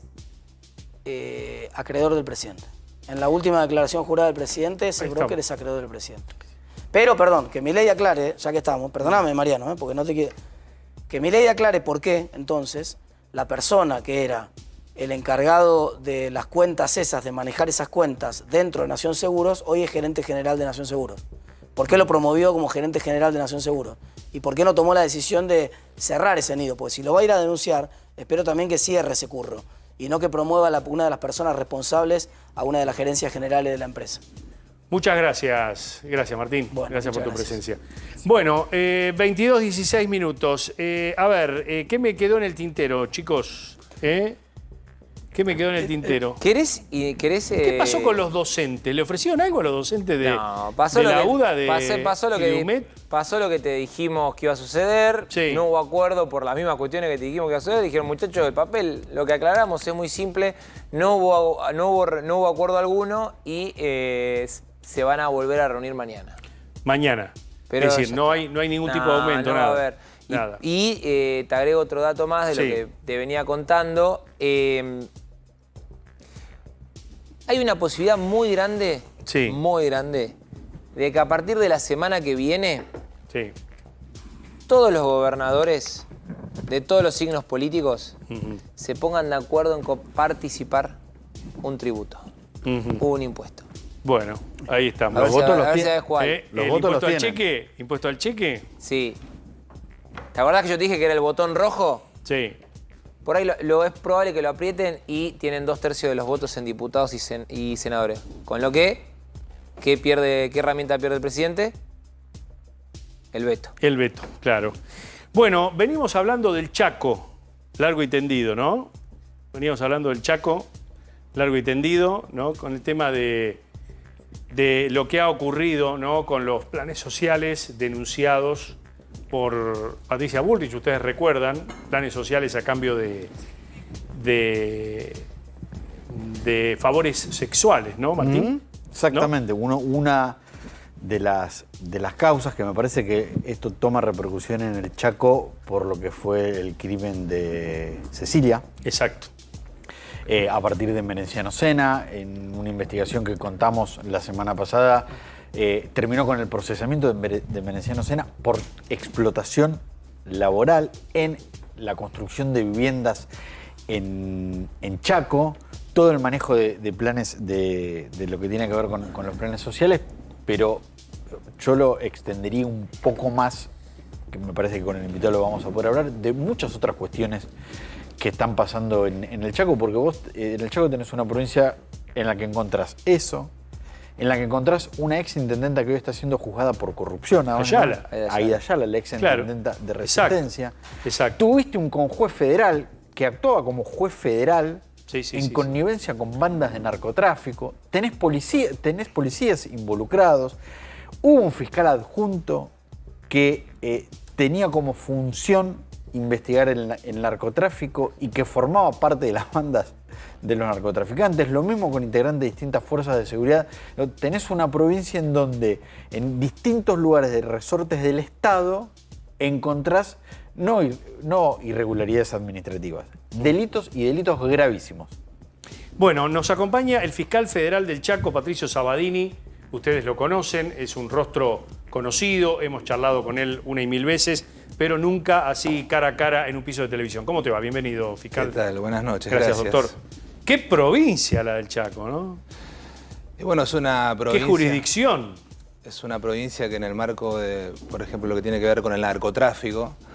es clave en el sentido que es parte de un trayecto, ¿no? Si nosotros, el narcotráfico tiene una lógica económica, mientras el precio de la droga que se exporta a Europa, ya sea Asia, hoy hay una alerta con el fentanilo, por ejemplo, mientras siga teniendo un costo mucho más elevado en otro lugar, todavía va a seguir siendo un problema de paso, ¿no? En este momento me hago cargo de lo que digo por una cuestión criminológica, ¿no? Sin lugar a dudas quedan restos o esquirlas, la cual, bueno, hoy tenemos Rosario, donde tenemos un gran conflicto entre bandas, incluso, bueno, en algún sentido también donde el poder público está involucrado. Hoy manifestó recién su colega la importancia de la depuración, de esta autofagia institucional de las fuerzas de seguridad. En los últimos 3 años nos hemos ocupado de... Uno ve la lista de detenidos y tenemos personal de las fuerzas policiales provinciales, gendarmes, policías federales. La verdad que es para ponerle la atención debida, ¿no? Hay una trama política que se une al narcotráfico en los últimos años en el Chaco. Bueno, nosotros no hemos tenido una implicancia directa, sin perjuicio que uno pueda llegar a profundizar, con el poder político, ¿sí? Nosotros somos presos de las pruebas, no de las suspicacias, ¿no? Claro. Eso no quiere decir que se puedan profundizar algunas aristas. En el Chaco, bueno, tenemos la ley de desfederalización, lo que tiene que ver con el tráfico a gran escala es de competencia federal y lo que tiene que ver con el narcomenudeo de competencia provincial. Bueno, hoy está funcionando con 2 fiscales y un juez de garantía para toda la provincia y con satélites que serían como ayudantes fiscales. Hoy mencionaba Martín el rol preponderante que tuvo un ayudante fiscal en el interior que tuvimos que pedir la detención y bueno, ya está procesado y próximo a elevarse a juicio por estar involucrado con bandas, ¿no? En lo que respecta a la violencia narco, no hemos tenido sucesos que tengan por ahora, por el momento, y espero que sea así, preocuparse, ¿no? Lo que uno ha visto es que el caso Cecilia Ostrowski desbarató una situación de un Estado dentro de un Estado, algo muy similar a lo que pasaba en Jujuy con Milagro Sala, ¿no? Quizás no sea de la órbita federal, o por lo menos de su jurisdicción, pero sí habla de una situación realmente donde la política estaba en una actitud clientelar muy fuerte, ¿no? Bueno, ese es un gran detalle. Y bueno, colegas suyos me preguntaron, ¿no? El caso, tenemos lo que tiene que ver con el Emerenciano Sena, vamos a ponerle nombre y apellido, ¿no? Sena, el clan Sena. En lo que tiene que ver con el clan Sena o Emerenciano Sena y esposa, nosotros en lo que es en la órbita de la jurisdicción federal en Resistencia tenemos 2 causas, ¿no? Una que ya está en las últimas horas, la jueza federal número 1 procesó por el delito de trata de personas bajo lo que sería la faceta de explotación laboral, ¿no? Esto hay que aclarar. Ya sea al señor Sena, a su esposa y a otro líder de movimiento social llamado Quintín Gómez, ¿no? Por el delito de trata de personas, bueno, la verdad que la condición en la que trabajaban esos obreros era indignante, ¿no? Y otra causa, la cual tiene una investigación preliminar, por eso no puedo dar mucho detalle, tuve la oportunidad de hablar con el doctor Diego Velasco, que es titular de la Procelac, estamos ajustando algunas respuestas que hemos solicitado a la Procelac, el organismo que dirige, que opera dentro del Ministerio Público Fiscal de la Nación. Y bueno, después haremos una interpretación con lo que tenemos para hacer una presentación. Y volviendo a la cuestión de los movimientos sociales, ¿no? Yo no quiero demonizar la pobreza, ¿no? Yo lo vengo diciendo, una cosa es la situación de gente vulnerable que hoy la está padeciendo y otra cosa son los intermediarios, ¿no? Quienes abusan de esta situación, ya sea para someter a esta esclavitud moderna, como le acabo de manifestar, a explotación sexual, como hemos tenido, pero también a intermediarios que reciben mercaderías, por ejemplo, para poder repartir al sector vulnerable, que la revenden, que hemos tenido esos casos, que revenden a supermercados, por ejemplo, proveniente del Desarrollo Social de la Nación. Lo tenemos de todo. En esas causas donde hay dirigentes sociales involucrados, en las causas judiciales, ¿se pudo determinar si la política estaba en connivencia de ellos? Bueno, la causa denominada que hoy mencionaste, no me olvides, que incluso la ministra de Seguridad y el ministro de Justicia mencionaron en su conferencia de prensa hace unos días, tenía se encontraba involucrado un secretario de transporte, Roberto Medina, ¿no? que fue ya fue investigado y fue condenado ya en tribunal oral y con la participación de otros fiscales en el juicio. Y todavía quedan algunos ribetes de esa causa provenientes de ese debate y de parte de la investigación que debemos profundizar, pero tenemos, por ejemplo, una foto de lo que tiene que ver con eso, ¿no? ¿Podés recordar qué fue esa causa? No me olvides, porque digamos, lo contamos la semana pasada, pero es muy impactante algunos detalles y pormenores. Bueno, es una fundación encabezada por un señor de apodo Kilo Vallejos y su esposa Elia Mambrín, que tenía como tarea la ayuda social, ¿no? Ya sea en recolectar donaciones y también tenían el manejo de becas, ¿no? determinadas becas de las tantas que tenía el gobierno provincial.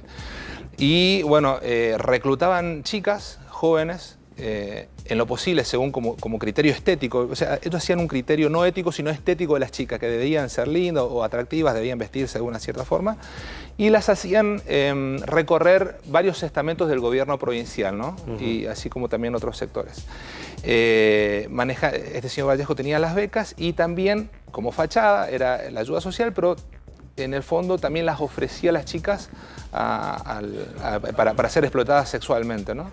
Y con la coacción, con esta cuestión coactiva de que en caso no acceder a los pedidos que le hacían, podían perder la beca, ¿no? Estamos hablando de mujeres solteras, algunas con chicos con una enfermedad. La verdad es que lo común es la situación de vulnerabilidad de las chicas, ¿no? Y bueno, el señor Vallejos, antes de llegar a ser juzgado en el tribunal oral, decidió quitarse la vida y bueno, solamente llegaron en el primer juicio su esposa y la mano derecha de... Que yo no vi a los colectivos feministas denunciar esto en el Chaco. Ni siquiera, ¿no? Ni siquiera con lo de Digo que había un color político, ¿no? Que era afín a esto. Sí, digo, ¿cuántas personas tenés probadas que han sido víctimas? 16 aproximadamente. 16. Tenemos una situación que es esta idea de no revictimizarlas, ¿no? Han participado, y esto también tiene que ver con lo del gobierno provincial, no importa el color, pero sí el gobierno provincial a través de la Secretaría de Derechos Humanos y la Oficina de la Mujer y el Ministerio de Justicia de la Nación a través de lo que sería la Oficina de Rescate a la Víctima han contribuido muchísimo en esta causa. La verdad que fue un... Es decir, la Oficina de Rescate a la Víctima funcionó. Sí. Pero ¿estamos hablando de la administración de Capitanich o la administración de Esdero? La administración de Capitanich, porque, y esto quiero aclarar, por eso yo trato de hacer hincapié, no importa el color político, porque hemos en las últimas horas solicitado al gobierno provincial que nos informe la posibilidad de nuevas denuncias por trata de personas, porque ellos están más en contacto directo con estas organizaciones y bueno, tuve la posibilidad de hablar con el ministro de Justicia, el doctor Jorge Gómez, en el cual bueno, nos está evacuando respuesta a ese informe que hay un expediente ya en la justicia provincial, ¿no? O sea que podría haber más casos como el de la causa que acaba de mencionar. Sí, no descartamos. Y bueno, yo quiero aprovechar también este momento y el programa para seguir, no quiero decir la palabra invitando porque para el contexto es desagradable, pero sí manifestar y aclarar a aquellas personas que han sido víctimas, ya sea en lo que tiene que ver con trata de personas de índole sexual o laboral, que estamos viendo mucho, porque hay una situación de verticalidad muy evidente en el manejo. Y de miedo. Sobre todo eso. Y de miedo. Bueno. Mira, cuando cubrimos el caso de Cecilia, ¿no? con nuestros corresponsales allá y todo, la gente se acercaba al micrófono de América de A24 a decir que había mujeres desaparecidas. ¿Esto es real? ¿Hay mujeres desaparecidas en el Chaco? ¿Hay un número de mujeres desaparecidas? Bueno, nosotros no hemos tenido denuncias. Me voy a manejar con lo que tiene con la evidencia, ¿no? No hemos tenido, por eso es importante que se acerquen a la Fiscalía Federal, el Ministerio Público Fiscal, la Procuración General de la Nación tiene oficinas que son aptas para dar contención a aquellas que son víctimas de trata de personas por explotación sexual. Y el Gobierno Nacional también lo tiene, ¿no? Y también las oficinas del Gobierno Provincial. Doctor, ¿cuánto dinero manejaban estas organizaciones criminales disfrazadas de fundaciones? Bueno, nosotros lo que tenemos acreditado es... dinero público, ¿no? Sí. En el último tiempo lo que tiene que ver con la fundación que estaba dirigida por el señor Sena y esposa, que incluso tenía el nombre de del suegro de Sena, como la fundación. Bueno, y ha recibido unos 300 millones de pesos en los últimos 3 años más o menos, ¿no? 100 millones por año. Aproximadamente. La verdad que puedo estar equivocado en número más, número menos, aparte con la depreciación, estamos hablando de 300 millones no de ahora, 300 millones de hace 3 años. Ahora, bueno, hay un barrio, la verdad que eso está formando parte ya de la tarea del gobierno provincial, auditorías de si realmente ese dinero fue a la construcción de viviendas o a la tarea social. Y bueno, y otros también líderes de movimientos sociales que se le ha dado, la verdad, de mucho dinero y hay que ver si cumplió esa función por la cual se otorgó, ¿no? Doctor Sabatini, gracias por su presencia aquí en A24. Por favor, a ustedes, gracias. Muchas gracias y seguiremos seguramente charlando estos temas, los ponemos en primera plana aquí en Equipo de Noticias. Bueno, 22:30 minutos. ¿Qué es lo del Baradel de los Cielos? Te vamos a mostrar una es? foto de ¿Qué un es sindicalista muy vinculado al kirchnerismo. Mirá. Pablo Viró, el ¿Viró? sindicalista. Claro, el sindicalista. El que de las está a cargo- vacunas. El de las vacunas, Mirá. exactamente, muy bien. Ahí está. ¿Te acordás también Me acuerdo de las vacunas. la azafata que lloraba? La cuando epopeya de llegaba, las la epopeya de las vacunas. vacunas. Víctor que vimos Hugo ayer. relatando, Bueno, sí. ¿por qué traemos a colación esta cuestión de el Baradel de los Cielos? ¿No? ¿Por Pablo qué? Viró. Porque mañana va a haber una medida de fuerza de los gremios aeronáuticos, donde obviamente Viró es la voz cantante por ser el gremio de los pilotos y tener mucha injerencia en Aerolíneas Argentinas, que mañana va a un paro con todas las aerolíneas que operan en Argentina por cuestiones vinculadas a la paritaria salarial. Ajá. Mañana solamente Aerolíneas Argentinas, para que te des una idea, va a cancelar 331 vuelos. Ajá. Son 331 vuelos. Esta medida va a Impresionante. afectar a cerca de 24.000 pasajeros. Me pasaron el detalle, son 18.000 de esos pasajeros son de vuelo de cabotaje. Sí. 3.000 son de destinos regionales, o sea, digamos, lo que son países limítrofes, y otros 3.000 son de vuelos internacionales. De ese monto, se calcula que ya cerca de 10.000 hicieron los cambios de los pasajes. Pero hay otras aerolíneas, por ejemplo, JetSmart. Sí. Mañana va a tener 8.300 pasajeros afectados por esta medida de fuerza. Sí, un desastre, es un desastre. Pero bueno, Es un desastre. ¿por qué te traemos a colación a este señor? Porque, al igual que Baradel, durante los 4 años de administración de Alberto Fernández... Estaba estuvo- volando, pero estaba volando, Claro, estaba trabajando. y sí. Vos sos mal pensado, Prado. Y bueno, sos soy mal periodista, pensado. soy periodista, Miro, debe perdón. haber estado volando aviones. Seguramente, no tengo ninguna duda. No, no sé, volando los Airbus. Sí, ¿no? puede ser Airbus, por ahí Embraer, claro. Embraer, Boeing. Ahora, en pandemia trajo las vacunas. Ahí estaba Viró. Sí. Bueno, a ver, esto es tema aviones. Mañana, Sí. atenti. Mañana. Sí. Esto Docentes. es docentes, lo que le voy a mostrar. Acá está. Mirá, los sindicatos docentes confederados en la CGT con personalidad gremial, AMET, SEA, SADOP y UDA convocaron una conferencia de prensa el miércoles 28 a las 17 horas. Mañana. Luego de asistir este martes la reunión paritaria docente convocada por el Secretario, informamos que ha sido golpeada seriamente nuestra buena fe, dicen, y predisposición a la negociación salarial por parte de un gobierno insensato que aspira insensiblemente a burlar su responsabilidad. Claro, cita la ley 26075, que es la de financiamiento educativo. Claro, que, a ver, básicamente Explícalo. lo que pasó es, el gobierno le dijo, miren señores, ustedes hace ya un par de años firmaron este acuerdo, hay que cumplirlo. ¿Cuál es el acuerdo?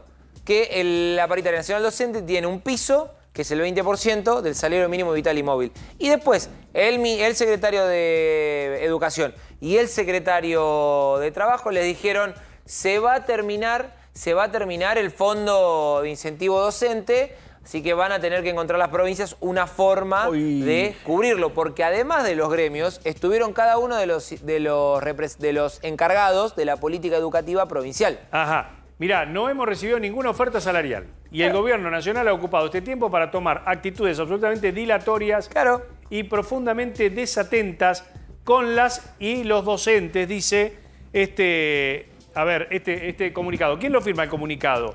El comunicado están todos los gremios de la docentes CGT. de Están todos los De gremios. hecho, hoy Sergio Romero, uno Sí. del El de UDA. del Sí. titular de UDA después de la reunión, Habló, creo, ¿no? Sí, Tenemos- dijo que va a haber paro esta semana. ¿Paro esta semana? Que van a convocar bueno, un paro para atenti esta entonces con lo que dijo Romero, atenti con el paro nacional entonces de los gremios. Creo que tienen 100.000 docentes no nucleados en la CGT. Son alrededor de 100.000 docentes.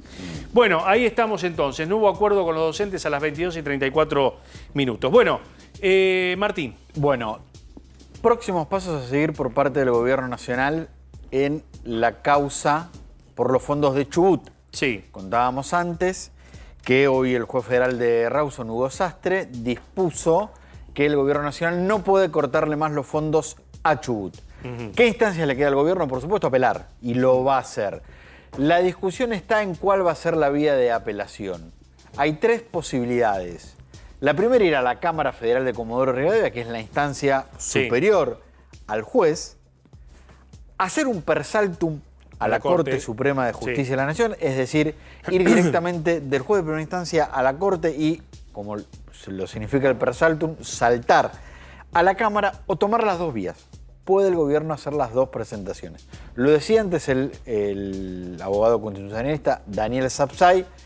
El persaltum es una medida excepcional. La Corte primero tiene que aceptar el persaltum y es ante casos de extrema gravedad o que la Corte considere lo suficientemente importantes para poder abocarse a ese tema. Así que la expectativa está en qué camino va a tomar el Gobierno y también algo que marcabas antes, si toma algún tipo de determinación respecto del juez. Concretamente, si lo recusa, si le pide que se inhiba, si le pide que se aparte por esta discusión que hay respecto de si debía o no debía intervenir en este caso. Bueno, lo importante es que, como decíamos recién con el doctor Sapsay, tiene efecto suspensivo. Hoy. El fallo. Hoy. Lo que rige es este fallo por el cual el mes que viene el Gobierno Nacional tiene que girarle los fondos de la coparticipación al Gobierno de Chubut. Claro. En su apelación, el Gobierno puede decirle al juez, mire, usted mande la causa para arriba, pero mientras en una instancia superior se está analizando, suspende el fallo. Ajá. Yo puedo seguir cortándole los fondos. Será una discusión, pero lo que hoy tenés es un fallo que le dice al Gobierno Nacional que le tiene que seguir mandando los fondos a Chubut. Es un fallo interlocutorio. Correcto. Quiere decir que se reafirman los derechos de cada una de las partes en medio de otro diferendo profundo, que en este caso es el tema de la plata y del gas. Bueno, a ver, está con nosotros Joaquín Molina, que es sociólogo de Taquión. Bienvenido, ¿cómo te va? ¿Cómo estás? ¿Todo bien? Bueno, gracias. En medio de todo este despiole que hay entre la Casa Rosada y los gobernadores, Taquión ha medido, ¿no? ¿Cómo se ve? ¿Tengo que caminar? Camino. Vamos a mostrarlo, miren. Acá tenemos Milei versus Torres, ahí los tenés a los dos. Nacho Torres de un lado, el gobernador de Chubut, Milei de este lado, el León, ¿no? El hombre de la Casa Rosada. Cada uno con sus colores partidarios. Cada uno con sus colores partidarios. El amarillo y el violeta. ¿Qué da este estudio? A ver, 458 menciones, ¿no? ¿Dónde? 458.000. ¿A dónde? En redes sociales. Redes sociales. Así es. Bien, le gana el presidente Milei, ¿no? Sí, pero no. Digamos. Sí, pero no. ¿Cómo es esto? 583.000. Sí, pero digamos, en comparación con el volumen promedio que tiene Milei contra el volumen promedio que tiene Torres, ahí vemos el número, es impresionante el volumen que aumentó el promedio de conversación sobre Ignacio Torres este fin de semana. Un 15.000% se dispararon las menciones al gobernador. 15.000% crecieron las menciones promedio. Exacto. A Ignacio Torres durante el fin de semana. Venía con un promedio de 1.000 menciones por día más o menos, que para un gobernador de una provincia como Chubut es un número lo subió al ring. Razonable. Al gobernador más joven del país, 35 años, lo subió al ring. Lo hizo conocido, ¿no? Pasó de 1.000 a 150.000 por día. Impresionante. 4 de cada 10 menciones, Javier Milei en la conversación digital se relacionaron con Torres este fin de semana. Exactamente, es esto que estamos diciendo, lo subió al ring, ¿no? Cada vez que se mencionó a Milei, en 4 de cada 10 estuvo relacionado con Torres. Mucho más que otro evento que protagonizó el presidente durante el fin de semana, que fue el encuentro con Donald Trump, que para el propio presidente y para el entorno fue muy, muy importante. Bueno, en lo que fueron las redes sociales, tuvo más protagonismo el choque y el cruce con el gobernador. Yo te digo una cosa, el tema de en Trump. 15 días, 20 días, vamos a poner 25 días, pasaron 5 años, Yar Llora y Nacho Torres son los gobernadores más conocidos del país. ¿O miento? Y sí, no, sí. Yo creo que después de Kicillof, que viene de la historia, ministro de Economía, pero digo... Sí, Jorge Macri. Está bien, Jorge Macri también es conocido, pero Yar Llora y Nacho Torres Digo, le tienen que agradecer a Milei. Pero además, sobre todo, porque venían de dos funciones con poca relevancia nacional. Claro. Ignacio Torres era senador Y y Yarlora Yarlora era intendente de la capital. de De la capital de ciudad de Córdoba. Córdoba. Claro, exacto, exactamente. Bueno, a ver, 4 de cada 10, ahí lo tenemos. Vamos al próximo. El conflicto con Chubut generó mayor interés que el encuentro con Donald Trump. Dice, gobernador de Chubut, 19.565. Sí, es la cantidad de menciones que tuvo cada uno de estos temas que estuvo asociado al presidente, pero ahí vemos del top 10, digamos, de los temas principales. Mirá, esto es lo que googlearon. Tuvieron que ver con Milei, sobre todo en Twitter, pero también en otras redes sociales. Ajá. Lo que más peso tuvo fue, evidentemente, Torres, ¿no? ¿Cuánto de esto tiene que ver, no la discusión política, sino lo que Milei genera en redes con sus retweets, sus totalmente. me gusta? Digo, si Milei no hubiese tuiteado las cosas que tuiteó respecto de Ignacio Torres, en el aspecto despectivo y no en el político. No, totalmente. Digamos, la lectura de que es el presidente el que lo sube del ring me parece que es la más adecuada. Digamos, el mismo presidente acentuó y me parece que buscó llevar el conflicto a las redes y aprovechar la fuerza que tienen las redes también para potenciarlo, ¿no? Pero el tema crece claramente es por los tweets de Milei, pero no por el contenido político de los tweets, sino por este contenido despectivo, agresivo, a veces violento que tiene. Eso llama más la atención que la discusión, si el fondo es coparticipable, no lo es, si el mail llegó, si no llegó. Este dato que estamos viendo en pantalla, que es el sentimiento, explico brevemente, es cada mención, qué carácter tiene, si es positiva, si es negativa, si está a favor del presidente criticándolo.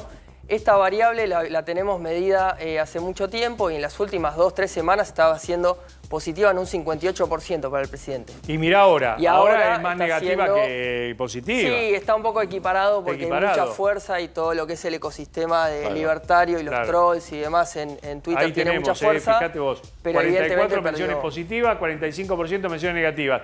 Con Ignacio Torres pasa lo mismo. Tiene un 39 de imagen negativa o de menciones negativas, pero tiene más en menciones neutras, con un 30%, Sí, eso ¿no? tiene que ver, me parece, con también toda la conversación de los medios y demás, y esto del desconocimiento pasó al conocimiento y hay mucha de esa conversación que tiene que ver con que no se sabía quién era y empezó a aparecer, entonces por eso también el aumento de la neutralidad respecto del presidente, que es una figura tan conocida justamente por ser el presidente, es poca la neutralidad que hay en la conversación. Ahora, Milei está haciendo lo mismo con Nacho Torres que lo que hicieron con él, ¿no? Lo subieron arriba del ring hasta que lo convirtieron en presidente prácticamente, ¿no? Sí, evidentemente ahí, bueno, no me queda claro, si es una estrategia deliberada de subirlo al ring a Torres o si es medio un efecto colateral de esta práctica de estar tanto en las redes y estar todo el tiempo buscando chocar con los gobernadores. Era mucho más sencillo para Milei tal vez polarizar con Kicillof, una figura que ya era conocida y que tal vez representa muy bien lo que es el kirchnerismo y tal vez lo que es el gobierno anterior, que meterse a subir al ring una figura lo que pasa es que vos subís al ring a una persona y también lo fortalecés. Totalmente. Digo, si vos subías a Kicillof al ring, digo, lo ibas a fortalecer, porque detrás de Kicillof se puede encolumnar todo el peronismo también. ¿No? Sí. Pero no era negocio subirlo a Kicillof, porque el Milei tiene que discutir, lo veníamos hablando, Milei tiene que disputarle el arco de centro-derecha a lo que era Juntos por el Cambio, porque comparte un votante. Bueno, ahí está, Tiene que buena pelearse lectura con de ellos. Prado, muy bien, buena lectura. Vamos con esto, casi el 50% de los argentinos rechazan la comunicación del presidente y el otro 50% la evalúa favorablemente.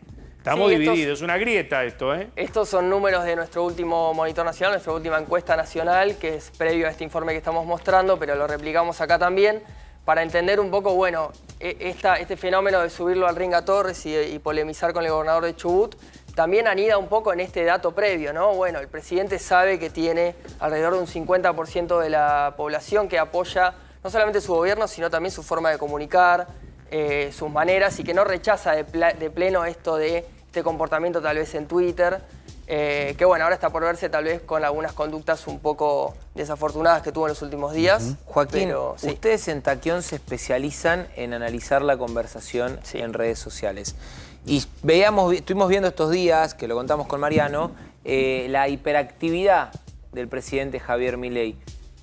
¿Puede llegar que en algún momento agote ese canal de comunicación que ya sea como reiterativo ver a Milei expresándose en redes sociales? Me parece que el entorno digital... Que sature, no me salía... Sí, el entorno digital y las redes sociales lo llevaron un poco a Milei a donde está hoy, digamos, potenciaron muchísimo la figura del presidente, pero sobre un contexto político que le permitía, que daba lugar al mensaje de Milei, ¿no? Digamos, no es que las redes te posicionan porque sí y estar en las redes es algo positivo de por sí. Entonces me parece que en la medida que la economía no acompañe, puede empezar a aparecer esa saturación o ese hartazgo con tanta presencia en las redes y esta idea de que tal vez el presidente está muy abocado a Twitter y tal vez no tanto a la economía. Bueno, me parece que va a tener que ver más con la realidad, con la materialidad del día a día de los argentinos, que con la propia lógica de las redes, que en definitiva termina siendo como un espacio que es un poco secundario. Si bien tiene tanta fuerza y tanto protagonismo, no deja de ser un poco secundario o estar atado a los resultados, me parece. A ver, vamos a ver esta encuesta que también la hicieron ustedes con Taquión, Sí. Tengo entendido que también el área que vos manejás. Mirá, Exactamente, sí. tiene que ver precisamente con el tema económico, ¿no? Desencontrados. A ver, vamos a ver algunos resultados. Tras 2 meses de gobierno de Javier Milei, la política y la sociedad se encuentran en un punto común, el ajuste. ¿Qué piensan los argentinos sobre la situación del país? ¿No? Dice este sondeo de febrero 2024, este febrero que ya está terminando, ¿no? 9 de cada 10 argentinos están ajustando sus gastos, casi todos. Todos, ¿no? Prácticamente. Casi 7 de cada 10 lo hacen por necesidad. O sea, no es una decisión, es decir, claro, me ajusto porque tengo que más de ahorrar los para. votantes, ¿no? No le queda otra. Un 27 de los argentinos no tiene paciencia con el gobierno. Hay un 46 que está dispuesto a esperar 6 meses. Ese 46 que lo votó, ¿no? Sí, ahí, o debe ser parte. Sí. Ahí tenemos una especie de termómetro, ¿no? Con la paciencia, 1 mes, 3 meses, 6 meses, 1 año más, que vamos midiendo todo el tiempo. Pero lo que estamos viendo es que todavía, como decía antes, todavía hay un porcentaje importante de la sociedad que no está evidenciando un hartazgo o un cansancio con las medidas del presidente, que todavía dice, che, yo estoy dispuesto a esperar, yo puedo bancar. De los 9 de cada 10 que se están ajustando, dijimos, 7 lo hacen por necesidad. Pero hay alrededor de un 35% que lo hace porque está convencido. No me parece un número bajo ni para subestimar, teniendo en cuenta la magnitud del ajuste que está llevando adelante el gobierno. ¿Por quién es el rival de Milei? O sea, por tener enfrente a Unión por la Patria, digamos, básicamente. ¿O se da por la figura de Milei? No sé si me explico. Me parece que hay un poco de las dos. Y me parece que todavía creo que Milei tiene un núcleo duro que lo vimos en las PASO, lo vimos en las generales, que lo seguimos viendo en todas las encuestas, que es un núcleo duro de apoyo que no pareciera que fuera a perderlo, por lo menos en el corto o mediano plazo, que es alrededor de un 30-35%. Después me parece que hay un 15-20 que, bueno, va viendo, algunos tal vez todavía dicen, bueno, aguanto, o algunos tal vez no quieren admitir que no están tan conformes y, ¿no?, cierta vergüenza tal vez de admitir cierto rechazo. Pero lo que sí estamos viendo es que de los que estaban indecisos, por ejemplo, en la imagen del presidente, nosotros en diciembre vimos que había un 10% de la gente que decía, bueno, ¿qué imagen tenés? Bueno, no sé, todavía quiero esperar. Ese porcentaje hoy ya es imagen negativa. Entonces estamos viendo como que el presidente rápidamente se está comiendo ese capital político con el que asumió, pero no necesariamente hay una situación todavía de hartazgo social, como tal vez desde el peronismo o desde otros sectores se está como esperando que suceda, ¿no? A ver, 3 de cada 4 argentinos perciben a la sociedad como dividida, tensionada y en conflicto constante. Y sí, me llama la atención el cuarto El que haya no. dicho que no. El Sí, que no. Pero sí, a mí lo que me llama la atención son los 6 meses del anterior. Yo te digo, a mí me parece que 6 meses es mucho. A mí me parece que 6 meses es mucho. Sí, Yo no sé si hoy lo medís. Bueno, pero Esto lo mediste a los 2 meses. Esto 10 días son, después, no sé. son números de principio de febrero, obviamente que sí. También por la dinámica propia que está teniendo el plan de gobierno y las medidas implica, a estar midiendo cada vez más rápido, Todos los días porque pasan cada cosas. vez pasan cosas y pueden impactar ¿Dónde en el humor social. ¿Dónde hicieron este muestreo? Porque si 9 de cada 10... te No, da es una- nacional, es nacional. Es nacional. Exactamente. Sí, 9 con de cada 10 representación. es mucho, ¿eh? Pero pensá a qué sector no le tocó una parte del ajuste. Claro. A ninguno. Fíjate todo lo que subió. A todos les tocó alguna parte. Algunos más, otros menos, algunos todos. Hay 5 o 6 millones de personas que tienen plata para consumir. No, bueno, está bien. Pero con una inflación... Yo no sé si los tocó. Pero cuando vos tenés una inflación de 25 puntos en diciembre, de 20 puntos en enero... Perdón, no solo eso. Y algo que me parece que pudo haber pasado en las vacaciones. La expectativa de los aumentos. Yo creo que mucha gente está dejando de hacer determinados gastos porque no sabe si ese ahorro que tiene, mucho, poco, mediano, no lo va a tener que gastar más adelante para algo. El intendente de General Pueyrredón de Mar del Plata, Guillermo Montenegro, contó en los últimos... La semana pasada o la anterior, que el último fin de semana de enero fue muy bueno a nivel turismo, pero que estuvo solamente 8 puntos en ocupación, menos que el mismo fin de semana que el de Carnaval, perdón, que el de 2023, pero que el consumo había sido menor. Claro. Que el ticket promedio que se había gastado había sido menor. O sea, la gente viajó, pero cuidó un poco más el mango. Claro. Miren esto, 65,7 dice, lo hago porque no tengo otra alternativa para subsistir, ¿no? El ajuste, el tema del ajuste, ¿no? 33,8 lo hago convencido, perdón, me viene la tos por el aire. Porque lo que conviene es mejor para todos. 33,8, esto es un tercio, ¿no? Y 0,5 no sabe, no contesta. Ahí tenés, 0,5. O sea, pero el 33,8 ¿qué significa se ajusta esto? por convicción aunque no lo necesite. Bueno, es lo que está... No, obviamente que como decíamos antes, este 9 de cada 10, como decías vos recién, obviamente que hay gente que tal vez no lo está necesitando tanto o lo está necesitando menos, ¿no? Como decías vos, ataca a todos los sectores de la población, eso es evidente. Pero evidentemente hay un núcleo duro que acompaña al presidente que dice, bueno, yo este aunque ajuste me toque, lo acompaño, lo banco. Los motivos pueden ser muchos, puede ser por apoyo al presidente, por quererlo, por bancarlo, puede ser por rechazo al resto de la política, ¿no? Pero el acompañamiento está, y eso me parece llamativo que se sigue viendo. Los argentinos se están ajustando, en su mayoría por necesidad, sin embargo hay 34% que lo hacen por convicción. Están convencidos. La idea que es necesario ajustarse porque lo que viene es mejor para todos. Prende sobre todo en los más jóvenes. 43% de los generación Z. ¿Qué es la generación Z? Los centennials, básicamente. Sí, son los más jóvenes. Los más jóvenes. 18... Muestran el acompañamiento hacia la medida de 90 para adelante. 18, 25 años son los que estudian y trabajan. Bueno, es el núcleo duro de Milei también, ¿no? Los varones jóvenes lo hemos visto que son quienes más acompañan al presidente. Igual hay una consulta con esto. Yo veo ese rango etario, ¿no? Estamos diciendo fines de los 90, principios de los 2000. ¿Cuántas responsabilidades puede tener un chico de... No es para desmerecerlo, pero el ajuste de una persona que tiene 40, 50 con hijos... Bueno, los mayores niveles de rechazo están en ese segmento justamente, entre los 35, 45, 50 años son los mayores niveles de rechazo a las medidas del gobierno. No es para desmerecer al público que lo está diciendo, digamos, de la generación Z, pero en realidad el nivel de responsabilidad avanza a medida que avanzan los años. A ver, yo creo igual que no es una cuestión de desmerecer, es una cuestión de valoración personal de cada momento de la vida en que uno se encuentra, ¿no? A ver, todo esto que está haciendo el gobierno de Milei no solo era esperado por los más jóvenes, era esperado por generaciones de argentinos que vieron en la clase política tradicional ver cómo el país se desangraba y cómo no había posibilidades y cómo los hijos iban del país y cómo no se generaba nuevo empleo. Digo, no es solamente porque sería fastidioso simplificar que el apoyo de Milei solamente está en los jóvenes que están en este momento jugando a la Play. No, para nada. No es así. Acá hay mucha gente y muchos argentinos que consideran que hay que hacer un sacrificio. Vos lo dijiste recién, 6 meses, lo que decía esta encuesta, yo creo que menos. Si hoy salís a medir te dicen menos. Que están dispuestos a aguantar el ajuste a cambio de que se termine con la casta política, se terminen con las cajas políticas, porque no hay que generalizar. Pero como decía recién Tetaz, hay pus por todos lados. Y en las cajas políticas fundamentalmente. Entonces digo, yo no lo reduciría solamente a los jóvenes.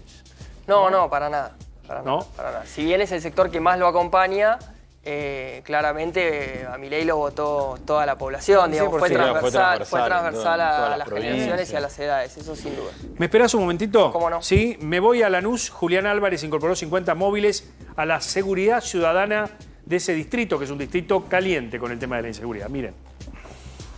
Estamos lanzando nuestro programa Lanús Te Cuida en el marco de nuestra seguridad ciudadana, incorporando 50 autos nuevos a nuestra flota anterior de 30 con que nos dejó la gestión anterior. Hoy vamos a tener 80 autos patrullando las calles de Lanús.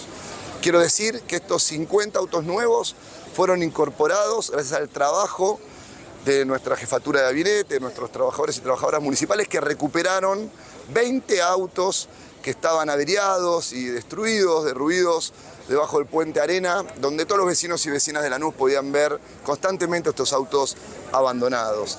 Los otros 30 de esta flota total de 50 eran autos que utilizaban los funcionarios de la gestión anterior, es decir, 28 motos, 80 vehículos, 75 agentes de seguridad ciudadana que aumentan nuestro personal total, que era de 240, hoy vamos a estar entre 310 y 320 agentes de seguridad ciudadana recorriendo nuestras calles, que se suman a la flota del Autoy, de 240 agentes de la policía bonaerense, que hemos incorporado hace aproximadamente 20 días, más los 20 autos que nos dio la policía bonaerense. En un total de 100 autos circulando nuestras calles de Lanús, de más de 500 efectivos, cuidando la vida de nuestros vecinos y vecinas y recuperando la vida de barrio.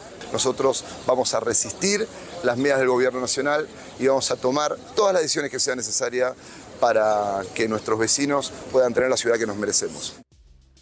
Bueno, muy bien, casi sobre el borde de las 11 de la noche despedimos a Joaquín Molina, sociólogo de Taquión. Cuando tengas otra encuesta, avísanos. Siempre. Muy interesante este monitoreo constante del ánimo de la gente. Muchachos, ¿nos reencontramos mañana? Sí, claro, que hasta mañana. Gracias a ustedes por informarse. Si se informaron, vuelvan. Mañana los esperamos aquí, 21 horas, en Equipo de Noticias. Chau.